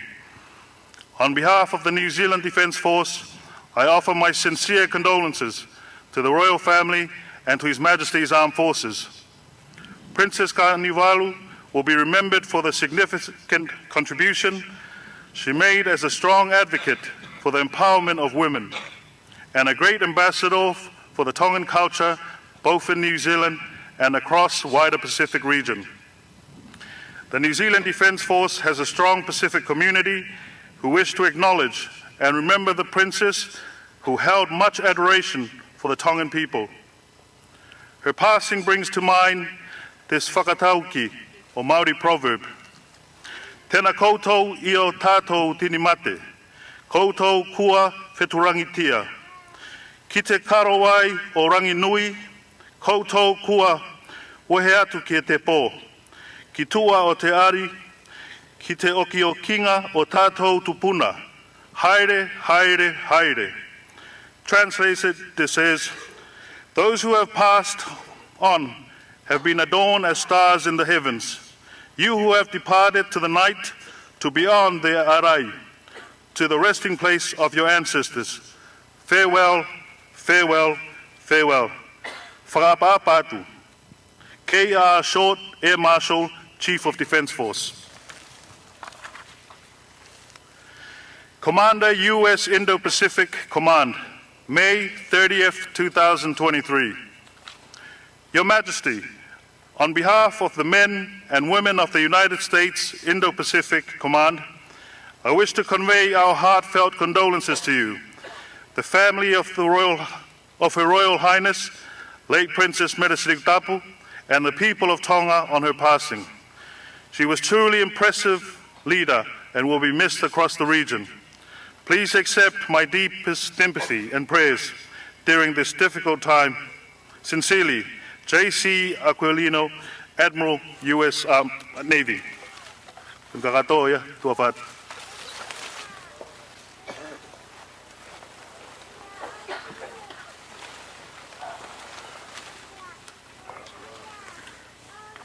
Peokalafi o Princess Meresirikutapu, the Dowager Lady Kanivalu Fotofiri. Koe tāne mahanga ai o ngō alo o e kuini o Whina o Tonga, Queen Charlotte Tupou Honotolu. Pinis kalaun tau whaahau Tupou toa, mo hlai wal mata aho aho me. Pea mo pinis whatawhehi tuiperehake, mo mene naite Tupou mohe ofo veikune. Nai whahoko, I he mahina ko sune tahiwa whawhitu. I he aho wha o me tahiwa whawalu, nai alo I ai I he parasi, I nuku alofa, e Princess Halaiwal mata aho, ai ea ki he taloni, ko pinis tau whaahau man mataongo. Pea I he aho tahaua pe o me, nai alo I ai e Princess me naite Tupou mohe ofo, ai uluaki alofe fine o pinis whatawhehi tuiperehake ko Princess Meresirikutapu. Koe whale alo o pinis whatawhehi tuiperehake mo Princess Merenaite o kauki ai a Princess Elsiva Fuspala tauki oni tuku.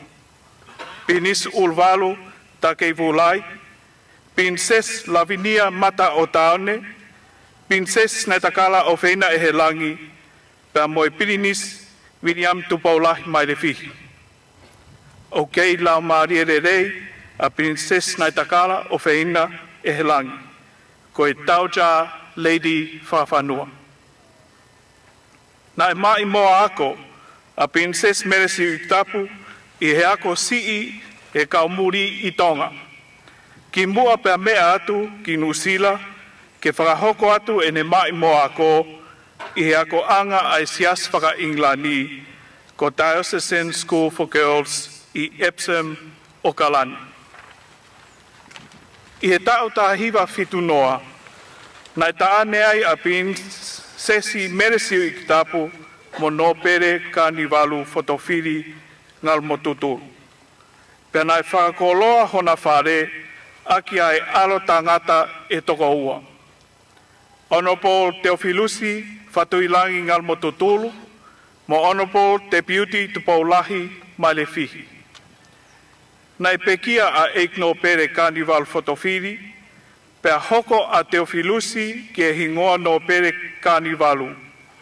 Kai hoko a Deputy ki he no Pere Fotofiri i he tau ta hiwa walu.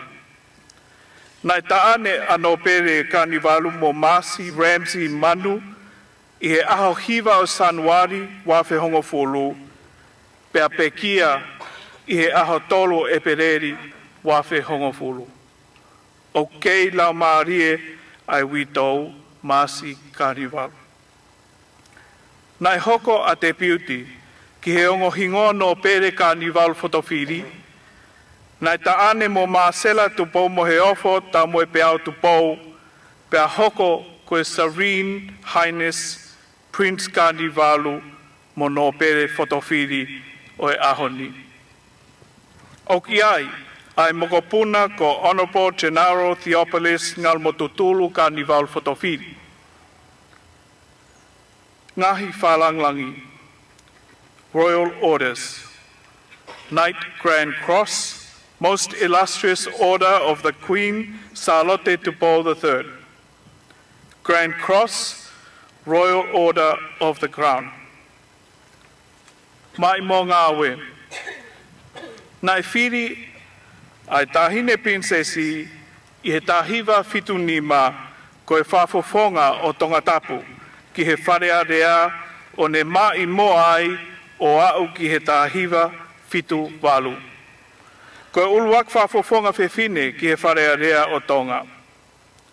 Nai toi hoko ai tahine prinsesi koe Palestini o e langa whonua a whewhine tonga, o ne hoko atu ai tataki o e mai moa tuki mua ai tahine kuini Charlotte Tupou tolu, ma ai whewhine tonga nai whotu i he tahiwa ni matolu.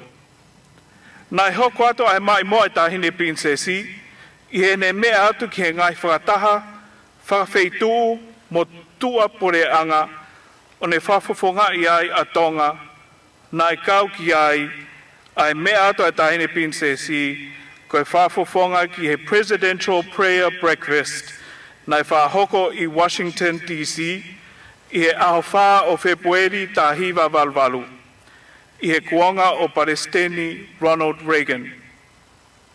Nai mea atu ai tahine prinsesi, i he whakataha a rea whakawheitu ai otumotu i iki o e Pasifiki, Regional Consultative Meeting, a ia nai whahoko e he ofisi o e Commonwealth, ComSec, mo e Komisoni o e Pasifiki Tonga, SPC, ki hona rea i ai ngahi pore o whehangahangai mo e ngahi otumotu i iki ange. I he wheinga ke tauhi ai tukwhaholo, lolotonga ai humai ai kaupeau o e liriuwha politikare. Nāne mea, koe pure whakapotopoto, tene tataki ai kakai o Pasifiki ki he kahau, i sune wafe tahawa. Nai mea atu ai tahine prinsesi, koe whafofonga o tonga ki he konferenisi ai ngahi pure anga i ki ange, Very Small State Conference. Nai whahoko i he ofisi o Commonwealth i London, Pitania, e pereri wafe tahatolu. Nai tataki i he tahine prinsesi, ai whakataha rea maolunga ma ai kau taki whewhine me he ngahi whanua Pasifiki, Second Pacific Women's Parliamentary Partnership Forum. Aia nai whakahoko e he pureanga Australia i Tonga, Siulai, wafe tahawha.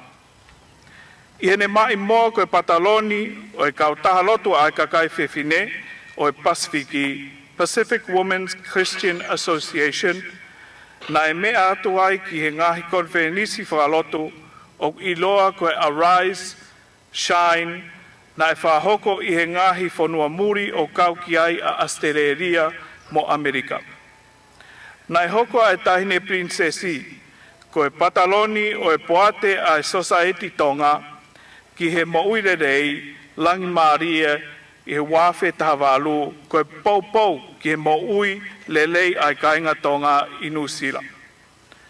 Na e hoko atu a e mai moa e tahine prinsesi, ki he ngahi kaweinga kehe kehe, o kaukiai a e ne tataki a e ngahi kulupu lotu i New Zealand, mo Tonga, pena ne toi kaua ki he ngahi kaluseti, tahive hiva walu, Newman Crusade, Wafe Mafitu, Nikki Cruz Crusade, Wafe Tahanima, Pacific Nations, Wafe Wawa, Billy Graham Crusade, Moe YWAM, Tonga Lafa Lafa. Nai toi mai moa e tahine prinsesi ke pou mo whakaivia ai ngahi ngaue ai kakaiwhine i Tonga mo Nuusila.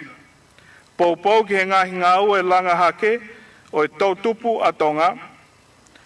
Nai hoko ki he whahino maolunga ki he Misiume War Memorial NZ, whelawei mo ngahi koloa perpengesi, pea pehe ki he ngahi ngaue a Tonga, kainga Tonga i Nuusila mo Tonga. Ki ono tauhi ai malu o e ngahi koloa tuwhaholo. Nai sea e tahine prinsesi, i he whakataha ai kainga o ngahi whanua Pasifiki, nai whahoko i Auckland, i he ahoua o Akos, wafe wataha, ke tari ai koloa whakamore whakapureanga, ai pureanga Nuusila, Dawn Raid's Apology, ki he kainga Pasifika i Nuusila, whelawei, pea moe ngahi o e kainga Pasifika i he ngahi tau whitingofu tupu. Koe taha o e mai mō ki muini ai tahini prinsesi, koe ne ririu whakatonga i he wafe wawa ai tohi koe the awesome power of blessing koe iwi whakaofo o e tapuaki. I he tau ngahi wheinga loto huwhia maatonga, nai whahoko i Nuusila, i he hiri ai whakatamaki whakanatula o Sanuari Tahanima wafe waua, nai toai ai koloa, words of encouragement me he tahine prinsesi. Koe tohi o siope wahe waono. Ok ne tohi ha siakare ki he funga vai. O au ki he ngatanga anga, o e mama mo e pouri. Ok tete ai ngahi pou o langi, o nau tumu i he waloki ai ne awhio. Ok ne wei ai tahi, ak hono mafi. Ok ne riaki a lepa hapi aki ene poto. He sets a boundary for the ocean, yes, and a boundary for the day and for the night. The pillars of heaven tremble at his rebuke, and by his power the sea grows calm. He is skilled at crushing its pride. Praise the Lord, God is in control. As we look to God at this devastating time, let us seek his mind as to what we should move on towards.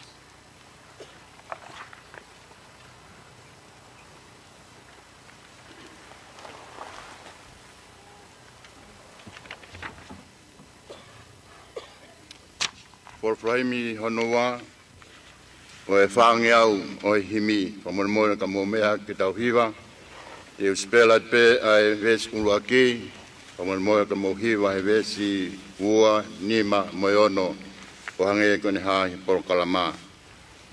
O ku whai fufuna ki pe ai pure ai o tua, ko e fu misteria talu mengu ai mua, o ku ne kofu aki a haao po uri whau, pia ne heka he a wha, mohala he piau.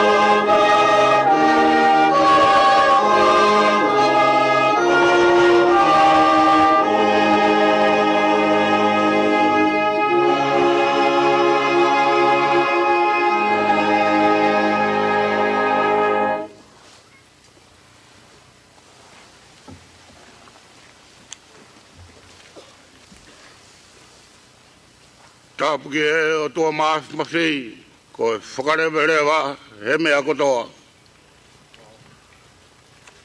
Turou ki e whuka ko tau moloto, he o tonga. Tapu ki e pekia, ko Princesi Mere Siuri Kutapu, Carnival Whatawhiri. Tapu ki Malaikula, o toto whaha ni e hatu I monga. Mangahi manawa, ko kristala he ngahi kuonga. Tapu ki o moa whiwhio, te pawono ko tui, mo kuina nasu pau. Tapu ki pini soko, te boto a ulukalala, mo Princess Naitakara, mo hamaf.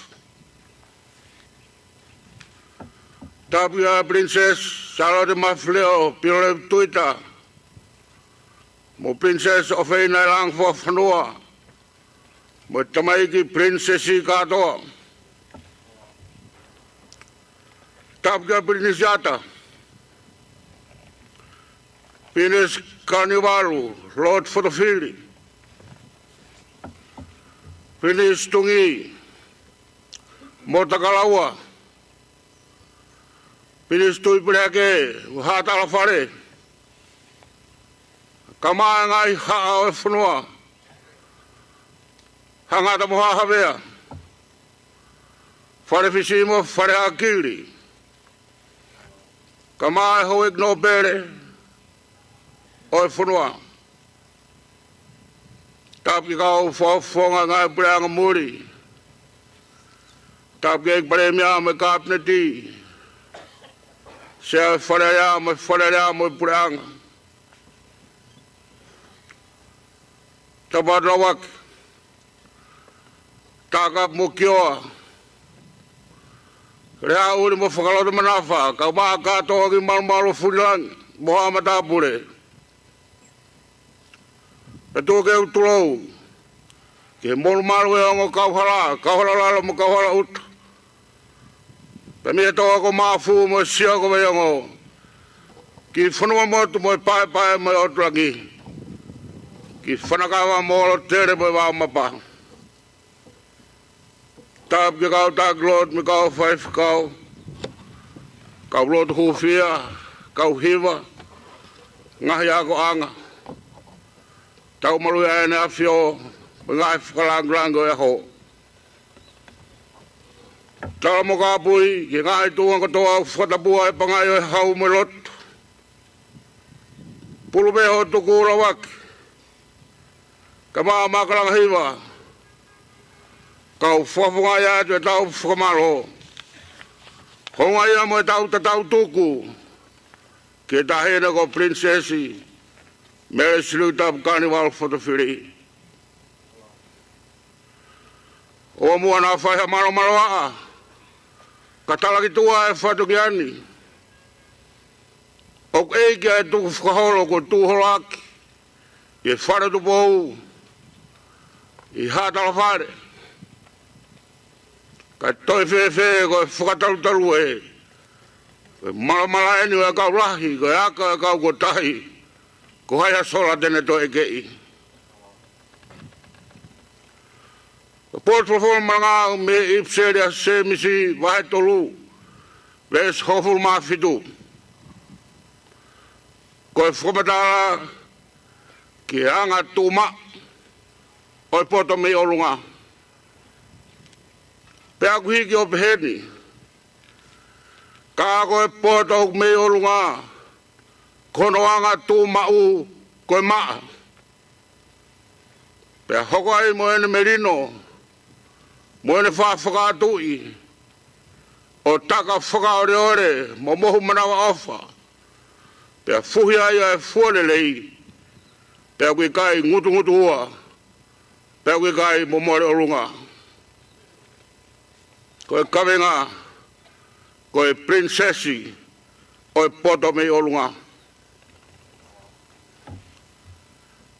The Epistle of James explains The differences between the wisdom of this world and the wisdom from above. The wisdom from above is first of all pure,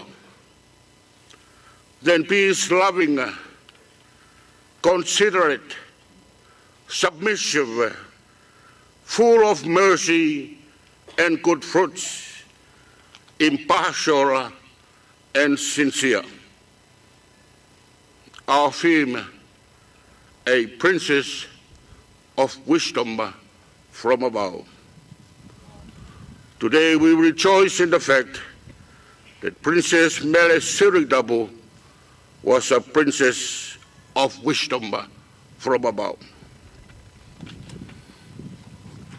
Koe poto, o kui kai mei olunga, koe poto whakamamani be, pe o taka whakaata mai, pe taka whakatevolo. Koe poto whakatevolo rauke ipseri, o kuiaia meheka, e tangi ke tu ata, o kuiaia moweweu, boi kopi furibe. Kako e poto me olunga, o kuna whakaia e maf o tua, he koe poto maf. Rauke e pravea bena, langa e Sihova e whanua, whakatu mono ngahi langi. Koe bena whakapā e ngai matawai o e moana, pia turuta mea e hahau me ngahi ao. Koe poto me olunga, koe poto mafi. Kono lang langi o kulea kia e kaupuna ke o kutala he ngahi lagi ahono nau ia. Ke poto me olunga ku whakatau ki monu. O tau ilo te tonu aia mea ke tau ia ko tau wā mo o tua kai maha tau kau ngapi. Pe koia be unde tataki ho tau halawhanonga ke whiro aku mo i whinangalo o tua. Ka poto me olunga au ki ano anga tō mau. E ka e tori riu hono anga. Pe ka asipe hono ulunga anga pia mahino. Koe anga e. Oi poto me olunga. Koe anga mo ulunga anga. O tahine princess koe ni ko Melchizedek. O whakamao popo pe na fotuai. Ai anga tō mau. Oi poto me olunga. Koe ke iai hataha, e whanoani, te ne mao e whainga poto ko iao mea ngau e aki, te tau kei monu ia, pe monu ia e ho tau whanua. Koe situa e kakai mo e whanua me he poto mei olunga, koe mala ia o e tau tangatani. Te koe poto whakate walo ia tua ki, ka e kei monu ia tonga, hena whaki ke purea ia o tua. Pe koe poto me olunga o kei tonga ia tonga. Pe koe ia pe au whairia ia hauhawa. Mo e maa ni o ni ho tau kuonga. Kau maa kaha. Koe uraki anga tū mau. O e poto me olunga. Koe maa. Koe maa. Koe maa. Koe tāpea e tau mua. A koe tau mua koe ia ke langa hake. Mo whakamo ui. Tato e ua e tau mua pe aku whereke ua e kawenga. Pe aku puria e maa. He asia e whakawawaha. Mo e ngahi whengataa. O e nofo. He koe hebe me hea mea aku langa hake. Koe takamama o ia me he maa. Pelahi pe si ha whakaukau mo ngāwe o kwhia, koe ne tamua pe ke langa hake, pea ke whakamui, o hae anga tō mau ia poto mei olunga, koe maa. Ke tau talanoa pe ko tau whanoa, ke taine princess koe ni. Pea ku tau wea hake ai pe, koe ne moui, nāne moui aki, hamea e langa hake, moha mea e whakamui. Ika ngata kia teia, kāki he whanua. Te urawe at pia mea ta. Ko tai neni, ko e nana kamata lot hufia he fonoani. Whinoa whultopo, nane ui hani e, kau whiwhine ki lapa. Kina ope o lotu, ke lotu whakahau hawa. Ko i kai o e kau lotu, ka koe whunua. Pe whai o, nau hiki ki tala who'ou, pe whai kolomantua, pe ama kolo who'ou. Kai kore a e tahe deni. Tau lot mo hufia, ke maa e whunua. Pe ke whakawhi me ngā hiang hala. Pe nāne whakaino hino, ki kau lotu hufia o peheni. Tomu atau ia te bolo, he lotu mo au kai. Pe tau toki hufia e whunua, ke whakawhi me ngā whaikataa. Oka mou ai, pe tūnu mai. Ko tupu e kau lotu hufia e haoni, tāke kuina nasi pau. Ko hoko ke kau taha whakawhinua, pe au whakamama rahi ke toa katoa, ai lotu mo hufia. Pe ko hoko e anga tauhi mao, o e maa ke hau e kwhawhine. Pe au whai katoa bea e ngā asiasi. Pe ko e pula ia rai toa e Princess Mary Siulik tapu, ko hi kore tokanga, ki he maa, mo e hauhawa, mo e anga whakautua. Ko e maa ia e whanua, ko e tau ia te bolo. Ko e maa ia tau mo ui, pe maa ia e whanua. Pe whakauhawa ia e kakai, ki tau mohono pureanga. Ko e anga tū ma, ko hono ua, o e poto mi olunga. Ko e merino, ko e whakatui, ko e whakaore ore, pia mohu manawa off, mofu arerei. Ko e whakamerino ko e whaihanga au e toka mua, kene ta ofia whaikata o kuene ki hoko mai. Ko e ta ofia whaikata ki o na hok ki a taha, o kune whakatupa e merino mo e whiofo what. Ko e maru e mohonia o e kahau, kono whakahaofi e roro wani. Ko Princess Mary Siulik tap, ko nengahi ako naki ko tau tau tau whanau ai, nengahi whale i ke moi le lei. E lahi tabe ke marui mō pau aho tau kahau. Nāku makai ke ne whale nei whai. Tokanga, ko e tenga teke tō, ko ia pēr teke utu. Ko e akau e hāpe horo ngā i horo fua. Ka le leia e pulopula e le leia e utu tau. Pe ka le leia e akau e le lei pe horo fua. O kuohua e whakawhi tō mua me hawhaikata. O ngāwe ake e whakatui, mo e whakataki. Ko e whakaore ore, pe whai i he manawa off. O kui kai loto ai poto me olunga ke tōhataha ki a tūtā maki. Hange koe lau ai himi sisu nai pehe ho ofa ki he mama nā ke whihia ke mate e hataha ngakaro. Koe whakatui mo e whakaore ore, tēnā ta ofi kita me whai whakamarohi. Tēne whakataha ki tau tolu ki tau ngāo e whakataha. Ka tau ka ngāo e whakataha ki he ngāianga whakautua ko ni. Te tau ma, te tau merino, pe fuhi a e fualelei i ho tau whanua. Ka whakao si, ko anga tō māu e poto me olunga, ko i kai ngutu ua, momo more olunga. O kui kai ke whakahoholoto, pe ai ke tonu ki he taha katoa pe, te ria to kua nā more hoto manakoa, pe puri mono whakamaro ia he kakai. Ko e whahinga aku wirifia ke rea to tonu, mo rea mooni, ko hui ke te maua e poupou e kakai, ko e whare si moe marua aroi. Ko e ngutu wa, ko e whakaaringa le rei, ko e koto siokita.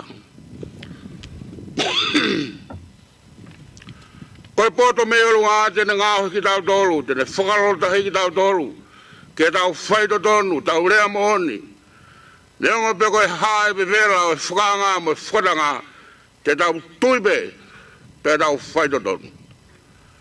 I kai au pe te tau tuka ki ha mea mua pe te tau ofo ha mea o he te tau whaki be ki he o tua te tau tuibe o whaidodon. Leo ngone mawa e poto me olunga kana kai ma siwa e tahi neni ngai whakatao e mo ui. More tupuanga, more fralanga, to mo kroa, bono manawa. Karane kei tuibe, mo whaidodonu. Whakafi e fia e whawhanongo e ka kai o e whanua. Ke mea tot bea e tahi neni. Ke anga ne nofo mo maas koe ongo witou. Koe ongo witou, na ngauhi peho na ki loto whare ko ki petani te lata ia eiki. Ko ngalahi nai petani ai hona ki loto whare, he nai kai ai ngutu wā, me momore olunga, ko na anga tū mau, ko tuibe, mo e whaidodonu. Ko anga tū mau ia o poto me olunga, ko anga tū tonu ia o e karistiane, pe au tau tui na e mau e tahine princess ko eni, ha kongalahi o e anga tū mau o e poto mei olunga. Pene āsinga iai a ene eikilahi e whanua. Pe āsinga iai ene tui ma de ofa ki hono o tua. Ke poto mei olunga e na whai e King Solomone na ne whamaua ki hono ka kai. Ko tāni rai mo e whoni se awhi na e tū mau bei hene tui mo e ne whaidodonu. Tau whamaro ka Princess Mele Siwring tap. Ko e toenga tapu o tonga. Na ne mau e anga tū mau e poto me olunga. Te whamanui ai au tau whanua ki e ngahi konga. Urau biga e same. Ko ki nāu tolu ko ia e ofi mai ai e whamui ke kau apasia. Te nofu mai hono skaina ki honau whanua. Ko alofa momohoni tena whetag nema, anga tonu momerino tena whekita. Ko ki nāu tolu ai beko iau, kofin hina he ofi rangi, ofi a whianga. Te nau kalanga mai, oi e mau manu ia, koe komi ko hiri. Tofu e mau fukoloa, holo mau loi mata. Te ko mau inu eni mei vai ora. Ko tau whamu ia, tawange kene toka ai nonga ka moe ofa ai do mafi. Amen. Au he mi toko ni mage au filofo mafa. Ke spera bebe suragi mo hiwa mai ai uragi mo fukasi. Mo me ake tau hiwa. Ko hana e ka kai ko fire hinana. Hello ferangi ofia fianga. Si tākanga e na ia māte ako eiki, kono kaunga mamahia he whekoki mo e whiri.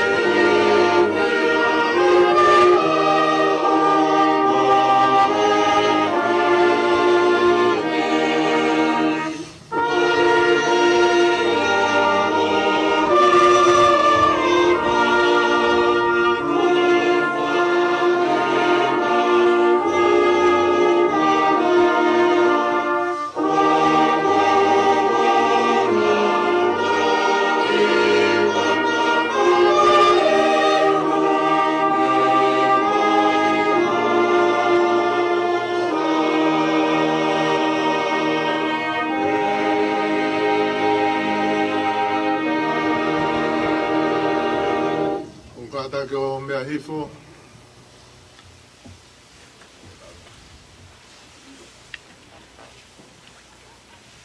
Ke tangata ko whanau i e whewhine fua no e ne mo ui ke au whonu i he mamahi. O kune tupu hake pia tūsi o angeha whisi a kau. O kune more o angeha ata pia kui kai au pito hane tūma. Lorotonga ai mo ui o amate ki tau tolu. Pe te mawalu ki hai ke kumi tokoni. I kai koe awhiona pe. Neongo kua mau whatupu ho hau totonu. Aki e mau ngahi ang hala. Ka ua tuange aki mau tolu eiki. Oua, e o tua maoni o niange whau. Oua, e eiki mafi. Oua, e whamui maoni oni kai arofa. Oua te ke tuange aki mau tolu. Ki e ngahi mamahi kona, oi mai te tai ngata. O ku ke awhioi eiki e ngahi mea fufu a mau loto. Kai o nā taofi o fofo ngāro whame mau ngahi lotu. Ka ke whahao whiki mau tolu e awhiona. Ai eiki mao ni o niange whau. Ai o tua mafi. Ai whamoi mao ni o ni kai arofa. Ai whamau motu taha o itani ti. Oua te ke tuke mau hinga mia te koe.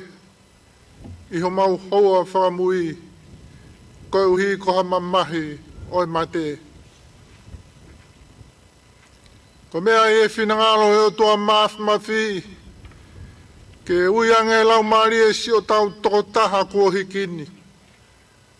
Koe au tau tuku hono sino ki he whanua. Ai kere, ki he kere. Ai efu, ki he efu. I hei lo pau. Kai longa ki nau tolu kua pe kia i he ki. Te nau toi tuu ki he mo ui tangata. I he eiki ko tau whakamu ui. Ai a te neri riu ai sino e tau moulaloani. Ke ala anga. Mohono sino langi ia o ona. E wangoi hare o mehe langi nai pehe mai. Tohi. Hiri ani. O monu ia e pekia i he eiki. Pe au wholofola e lau maari e io. Koe uhi te nau malo mehe e nau whakaongo sia. Ke tau lotu.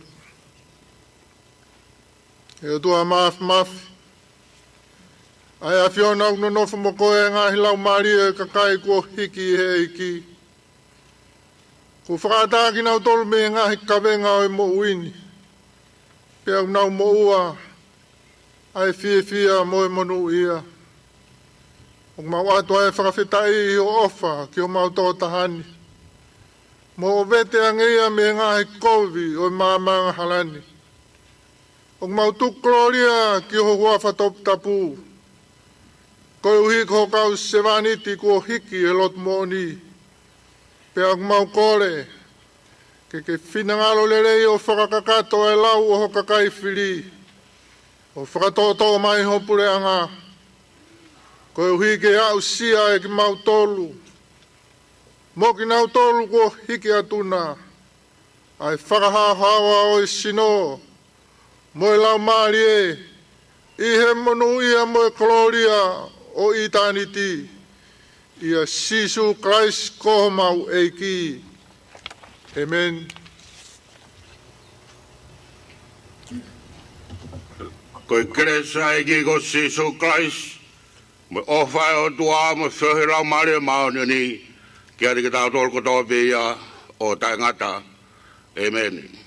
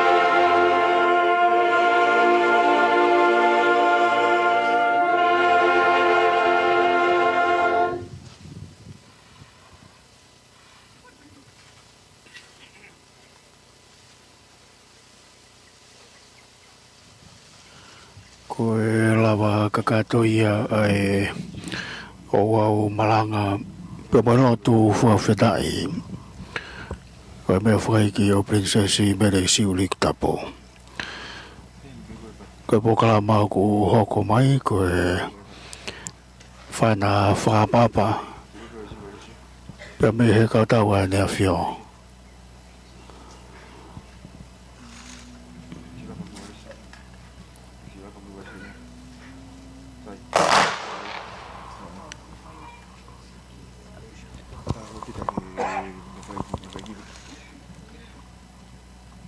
Where's Tumo?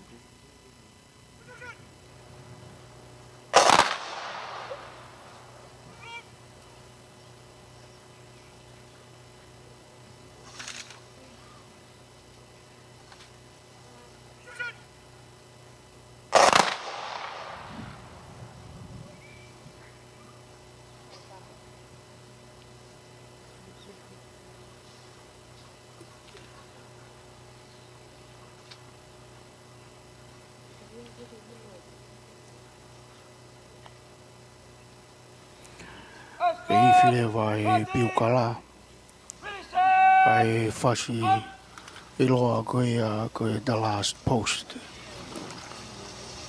yo boy the reveal koe fasi whakapapa kai kamata pepi tani alahi wau o e tau malui. Ka ne o whongi, ka e kamata e ho mo ma whoa e ata. Ka pe e whoki, ke taimi o ku songo e matapa, pe mo e ngatanga o e aho.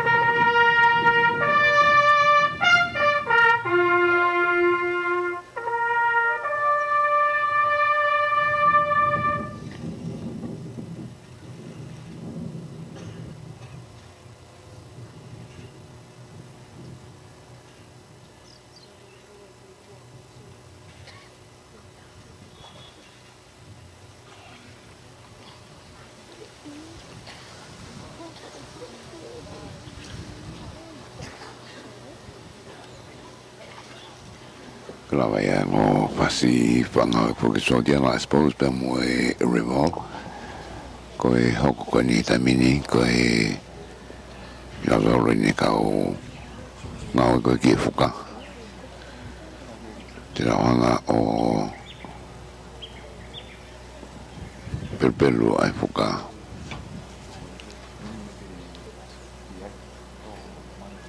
e toka nga po ki o kuhu nga pe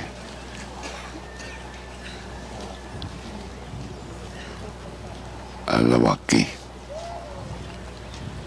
kaka ko ko ya e wau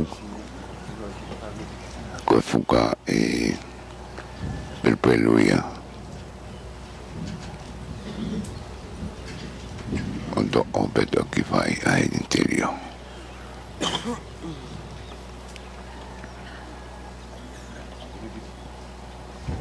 ai kaya ngokong kau nang tokono totol meta tahi totol meta udah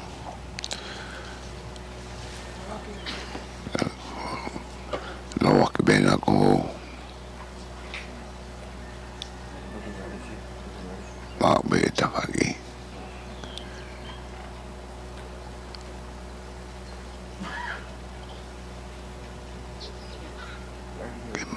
makbe hoki kamata nyo no belbel ko ya fuka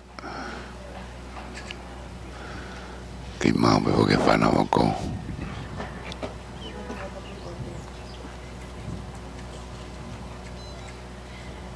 yang ikbe mentangi me tong hage inu alafa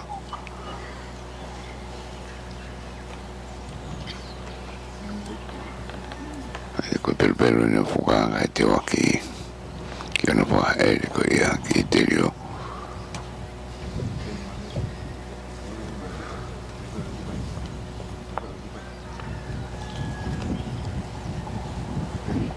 tu pokmo foka kom ka twalang ni ako hifo ako humay ito tamin ay kung gawin kayo fuka pa flag party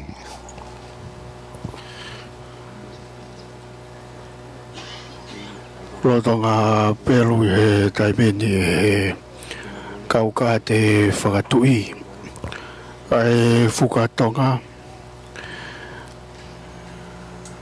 kai he funga top tapu he tahi ne prinsesi koki ai ki hingoa kai hawa momo iyo kai ki hingoa ia nai awhiwala aki e tui wharewa roto ngā e tāne mahanga o e tautahi wa whawhito. Pea ku tauhi pea mō pautoroa ki mai ko e whetao ko e tahine prinsesi ko e alo mokopuna whewhine lai taha la ko ngā whanua. Prinsesi mere siwiri kapo. Kapata ke tutono ai la ai tonga. E manaki ke terio ai taini prinsesi. Lolo tonga ai ni aku ke whakakagato ai owa ue fuka. E kau ka te whakatui pia me he tau marui ai nea whio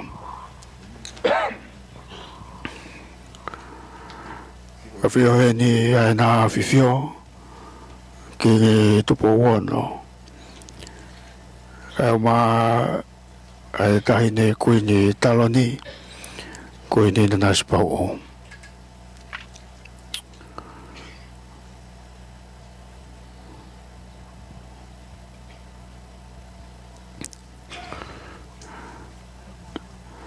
whalonga ni ai kauka te whakatui.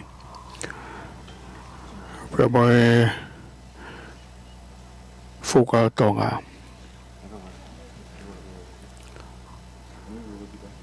Kai whahoko e whatongia tupua o lawaki. Kai mai haatufunga. Te ono te rio. Kai prinsesi o whena o tonga. Nei uhoa ki ni maui. Ai lotu pe pia moi moi hu.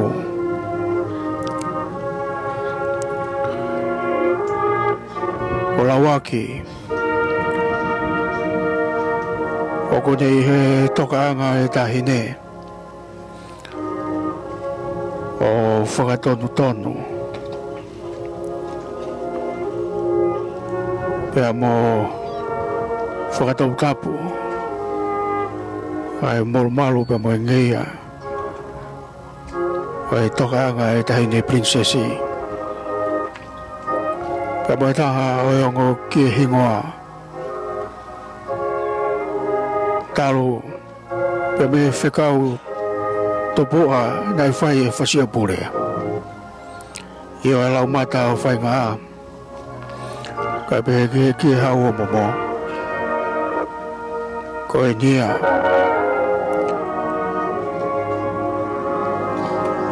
O whakatoa ki ai whatongia.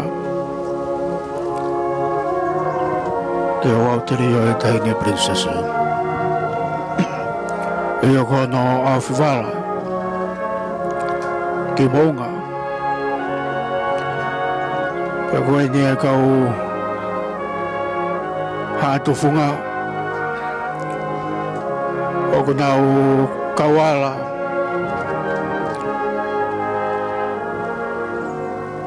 Ai mea whakaiki.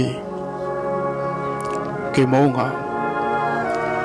Tolotonga ini o ku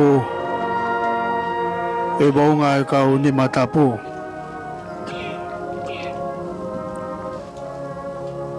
Ke whakatoa e whatongia tupua o haa maari e bō.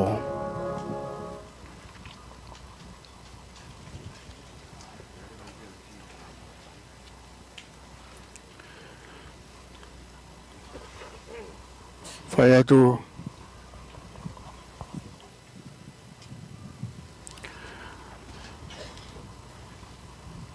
wahanga atu e fofonga o e kawala ki he tawha ki whakatonga. Ka koe fofonga i au malaikola ki whakatapu. Pea ku taki atu e lawaki koe ulu ia o haa maari e pō. Pea koe kau atu funga aini nau kawala atu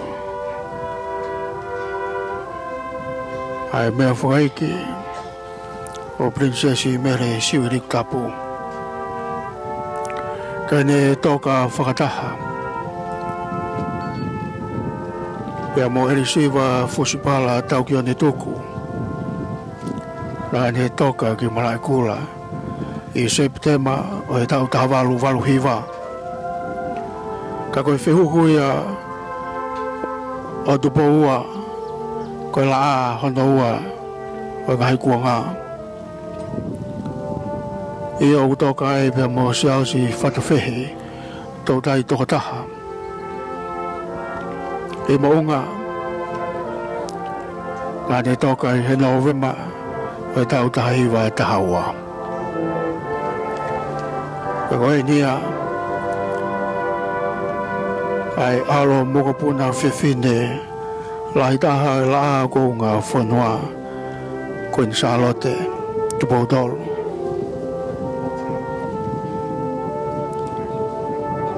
Te nau tatoka whakataha pia mua nyongo kui tolu e mounga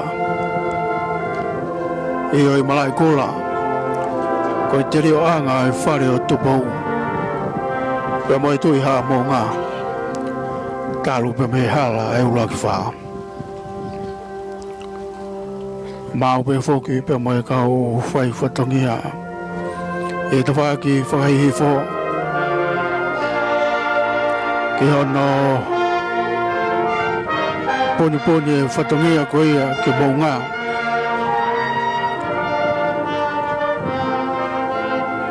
Tulou kau to'o hifo e tulou kau fou atu he isa e sinai takala o mae pa me whanakawa he tangaki ai whare hufanga te hoa na malo maloa e ko ke whihia ki a no uhinga e whanua moto pia mo a hea he ko te ki huia pe a vea whio langa kari whātea nā kaina ke hea o tō ngā whahako whatungia lawaki e mai hātu whunga ki hono tukutuku hifo māmarie ki hono toka ngā i mounga i malai kola range koe whakatau ke nai whai ane nai range o ku toka whakataha heni a risiwa fusipala tau ki o ne toko kai peho ki a sao si whatawhehi tau tahi tokata wei foki ai whatongi a whakatalo talo o sikei ko taha ia ngā hi whohao Maria Bo e kai ia tala ki he hifoaki pe me mama ki pulotu eo ai matapaa ko nakau pe moi vaiola o ko lanwai e ngā hi nau o mama kai whakato e Maria Bo a no whatongia ki pulotu e o kei tūpe ai fue tupua pe me to ai vai popua ai ngalo a fe a sa fata motu a masanga o kei tukua o me ai whatungia tupua o lawaki pe moha Maria Bo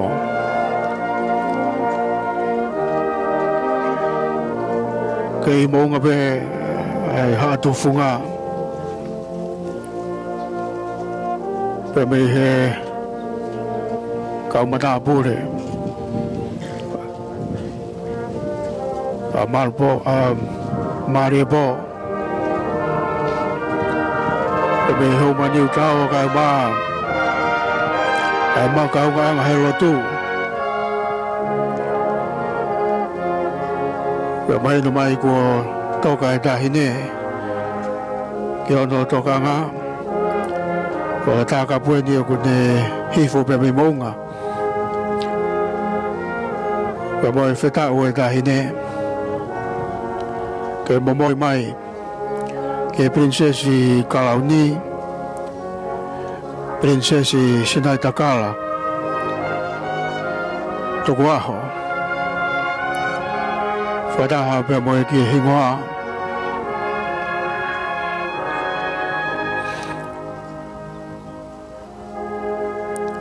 e o kei koku pe kaunaka e o kei whalo pe mai lalo hifofua e alo tamaki e whatongia whakatalo aha Maria Bo kai pe foki ke kau ni matapu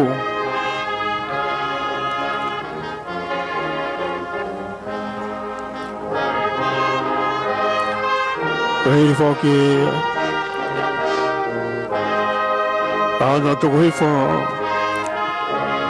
o e sino tapu e taine prinsesi ki hono toka anga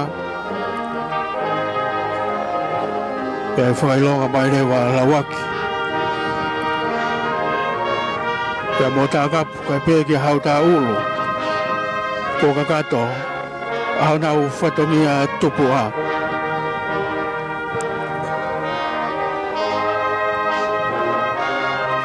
Neongo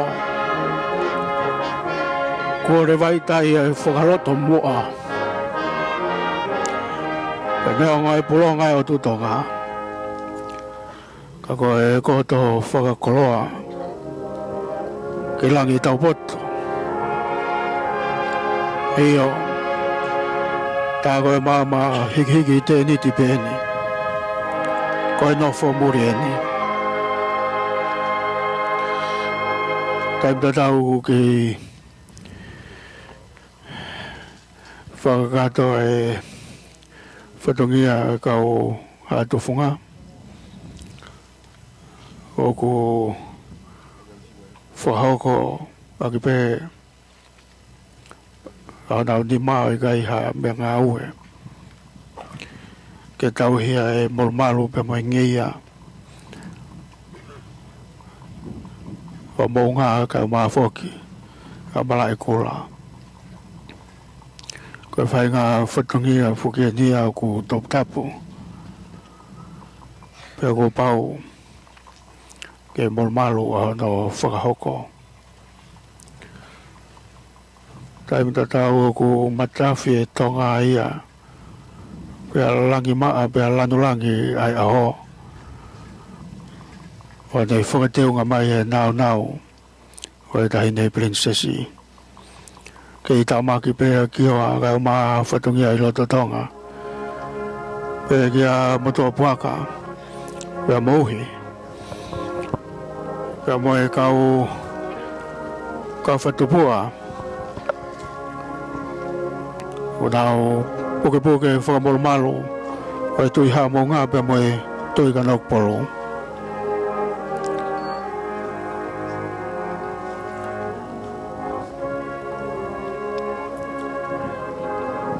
Ko si whakakakato whoki e tāka puia ahono whatongia ki hono whakatoka Marie ai siwa fuspala tau ki ane tuku. Ka pēkia sa si whatawhehi tō tai tō taha kua na muaki. Ke mua e toki whakaha ere hifo e taine princesi ki hono toka ngā. Lawe atu kui mounga. Alawaki pia mo ono toko kai mai no ai fue tupua. Ka pe foki ki a tagapu. E ko tagapu foki pia mo hauta uru. O ngo fai tanga taia. Alawaki e tuau pia mo tu fu holo mai. Aha amari po. Kau au pito. Ai kau fai whatongi ai mō ngā.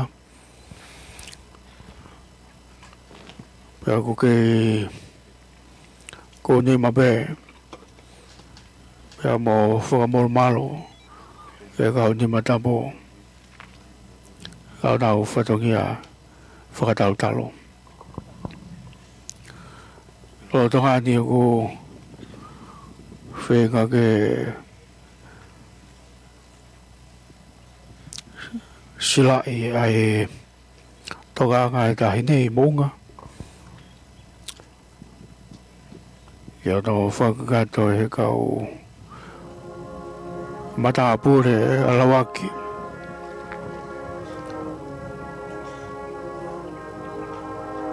Ia me whanga ko tala whai te a whewhine. Io a tala mea whohou pe moi haumani tao. Ke kainga me makau nganga e lotu. O nau whakatau lama e whatongia. O haa maari po e mounga. I he lo tongani.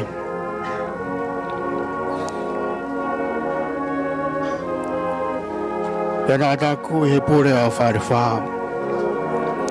e o mea e he malanga. Ko e whai e whakahiki tamaa. O whakahake he mui whanua. He taofi ai hau o ngata. Ia koe whaianga e o kuoni mā. Pea moe tuku tala. Ko tau e waka whaila. We hifo. ai whai launga. Ke omi ai fue kola, ne tā ki loto mea tā ki tua. Ke omi ai ai toko toko. Topua. Ngari ko kakato, aho no songo, e mono sila i ai matapa, e ku whakato pe ai whatongia, whakau haa tofunga. I hono whakabai one one, ai funga, o tahi nei mō ngā. Kia kahiri ia, koe ne toki kakato ia, ai o wau te rio, o e tahi nei princesi.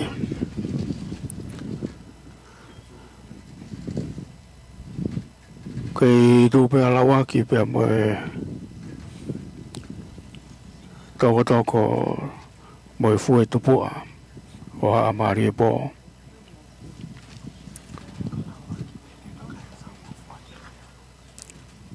Pea ko ia pe foki, o ne uru i haa maari e pō. Pea mo whakatotolu haa mai whatongia. O e kau haa tofunga ka e pe foki ke kau ni matapo. Pea ko ia ko ne angi, mo whakautauta. Ai whatongia ke mahino o kutono o hano whakahoko. Pea kei puke puke ngei a moe molmalo o e wharehau e whanua.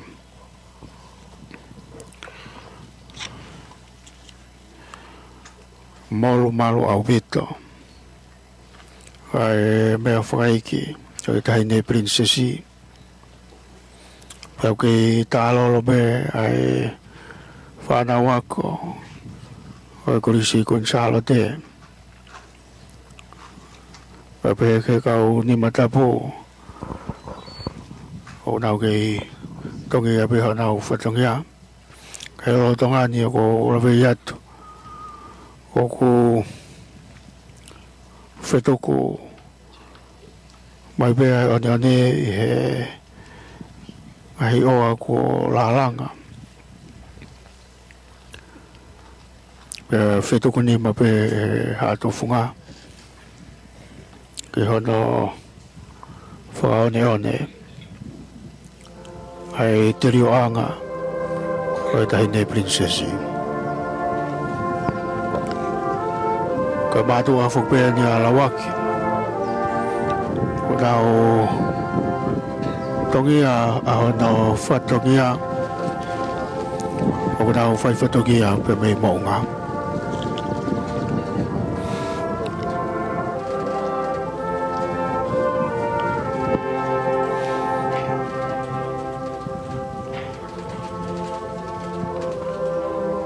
O moani e tangi a fuspala tukuofo ke hau wahai. E peki a princesi Mary Siulik tapo. O helangi ko a ta vare. O fia molata. Koe ha ena.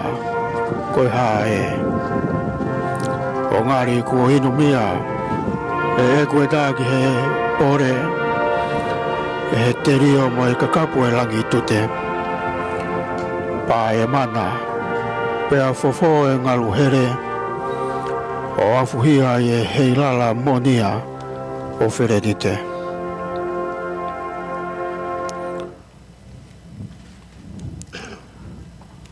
Toku mori ki uvea. Koe tangini e na afe. Toku mori ki uvea. Ko ai ai ave ave. Ie ki e whau o solonga.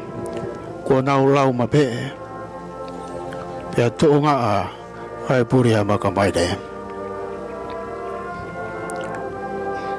Kei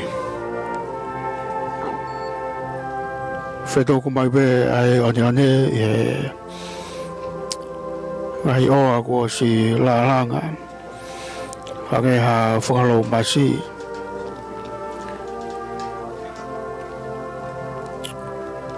o whakao ko ni mape i ono tuenia e whatongia e kau matapure whai whatongia wakanau toro e kau whawhine o nau tokoni ki haa maari e po i ono whakakakato ai whatongia ki mounga kai toi whewhe i sae ametisi tō ke tauhu mo e whata o kungala. Ko e pōpua ki māko ni mihe tāki mo yaka. Si malau e ko au foe ne mafua o he noa he kapakau tawhahi kua tō ki tuatonga. Hātori ko e ni te wafe he kuolorotu e whakahahano nā moala ko ke fotu. Ko whungani sameroki e wāsi mei huelo hāngai. Si haua momo, ko monu manuka, hā aku e whai. Kei tūlaki mai pē, ai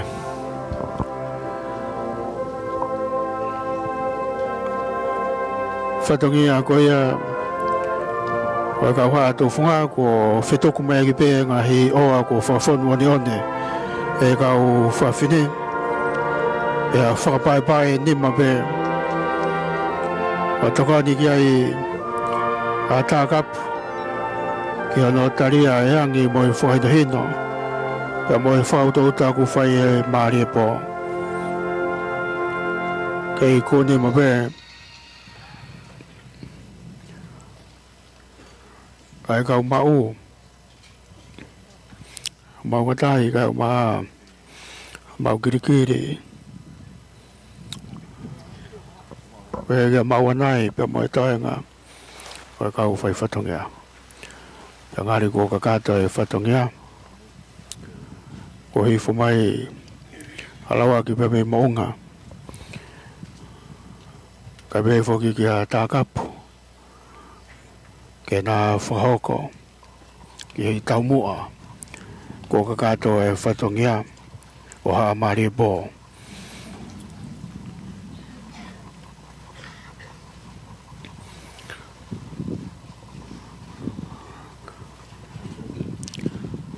Lotonga whai whatongia alawaki ke whakatarama ki hau e whanua ko kakato e whatongia pe kua toka e tahine prinsesi ki hono toka ngā ki mounga i he teri o anga e whare o tupo pe moi tui ha mounga ko hoi fua a he hau e whanua ki he tō whatongia ko whai ha maari e bō pe kua whoki mai ala waki kai maa tā kapu ko kakato ai whatongia.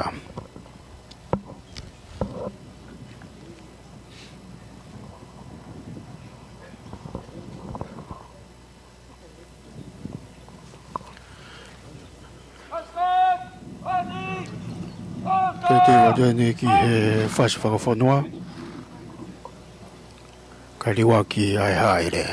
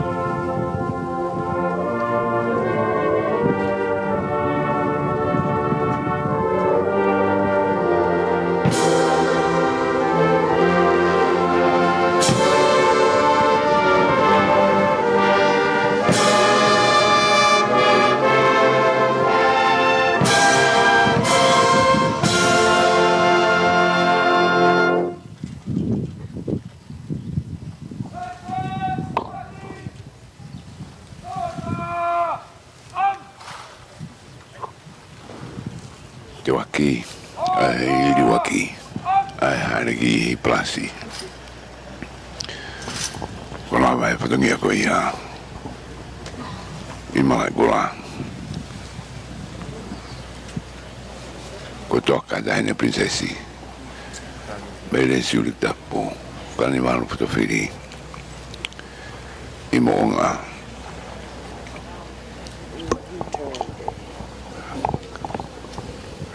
hoko atu ngai manat meni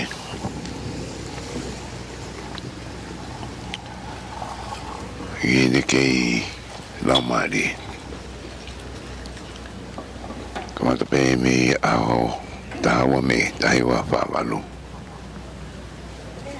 o fo mai ai i ngai biako wa bitu onga la kupulonga e tonga i he hawani kei tala olo beho ke whana wako me kore tukun tāno te koe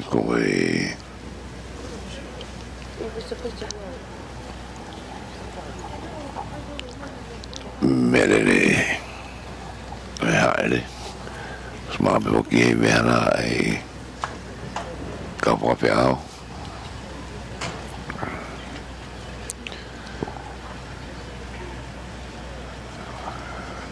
na tolko tōku nau i he ni haoni e nau whaapapa kaka i he poki atu koe ia no Prinsi man matamo wapi ai ko ia tamini Prinsi Crown ni no hoko mai ko ni okay Prinsi Crown ni ko ia hoko tu ni ai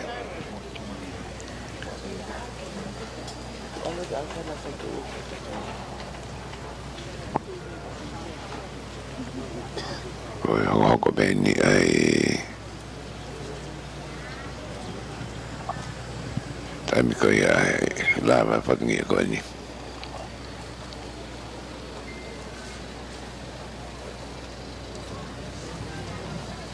Koe hako ko me benga hei mea lere ko ia.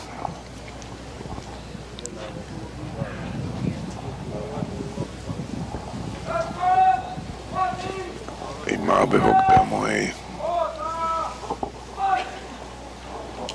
Kau ka te whanangang ko ia.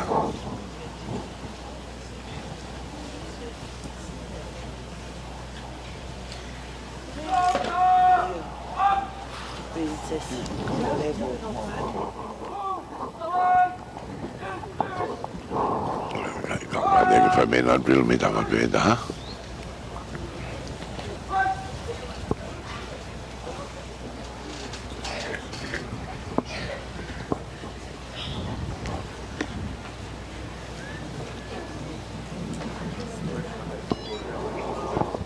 ki habri mai tamini fatava ko ke fomtala ya ki habri mai ya e fini mi tong ha ke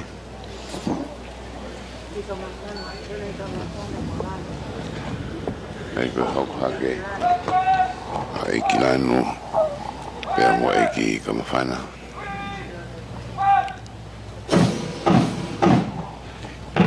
el pure sala de mafle o pilo levo pe mo lo tuta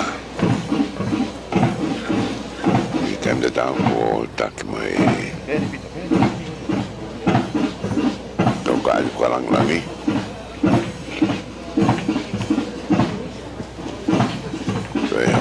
pero que ya fueron más que ya en ahí me iba así que me la colani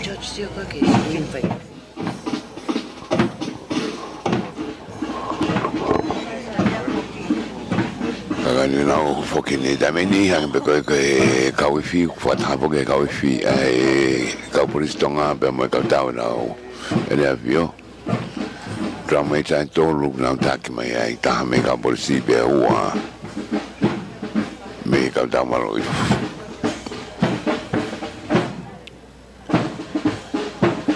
ita da be mo figu na o fedu ya ke bok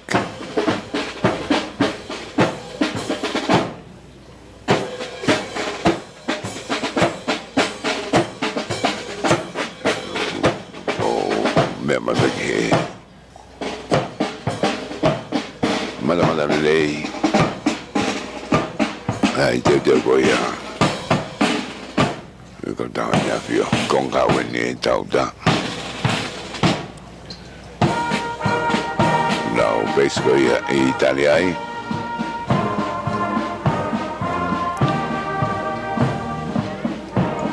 con ka weni mai tahi now basically mesfila tauriki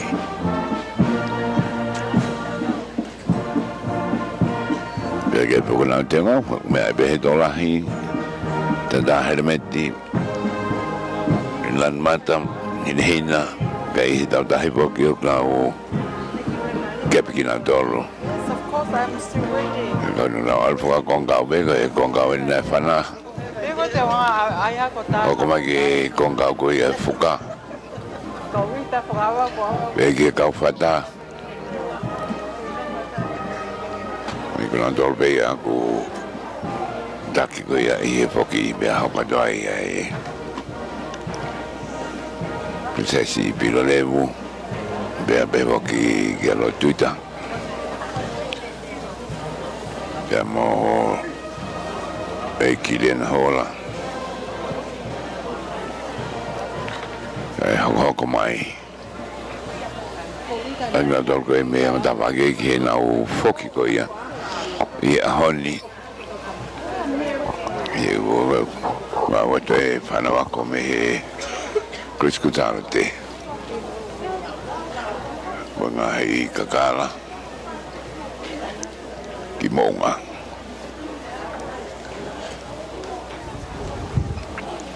bebe poco kamate ke holo mai na dolgo e me he on teni tilo wa fana wa ko me cristonga Pana ako may kres katupo.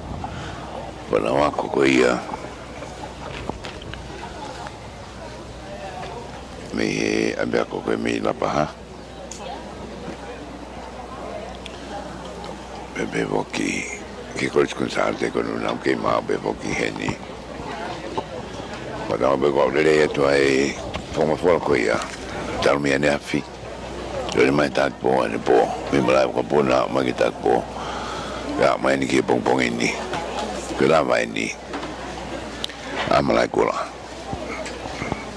ke fo ha ko be fa tangi ame heni e na dol ko ka taglot na ko ma ke no tataki e o ko ya ani tatak be fo ke ka fo tui to ga to ta te vi ko i havea ka ke mo fa ka ta tare ni mitol Pero aquí quiero ver casi me vea.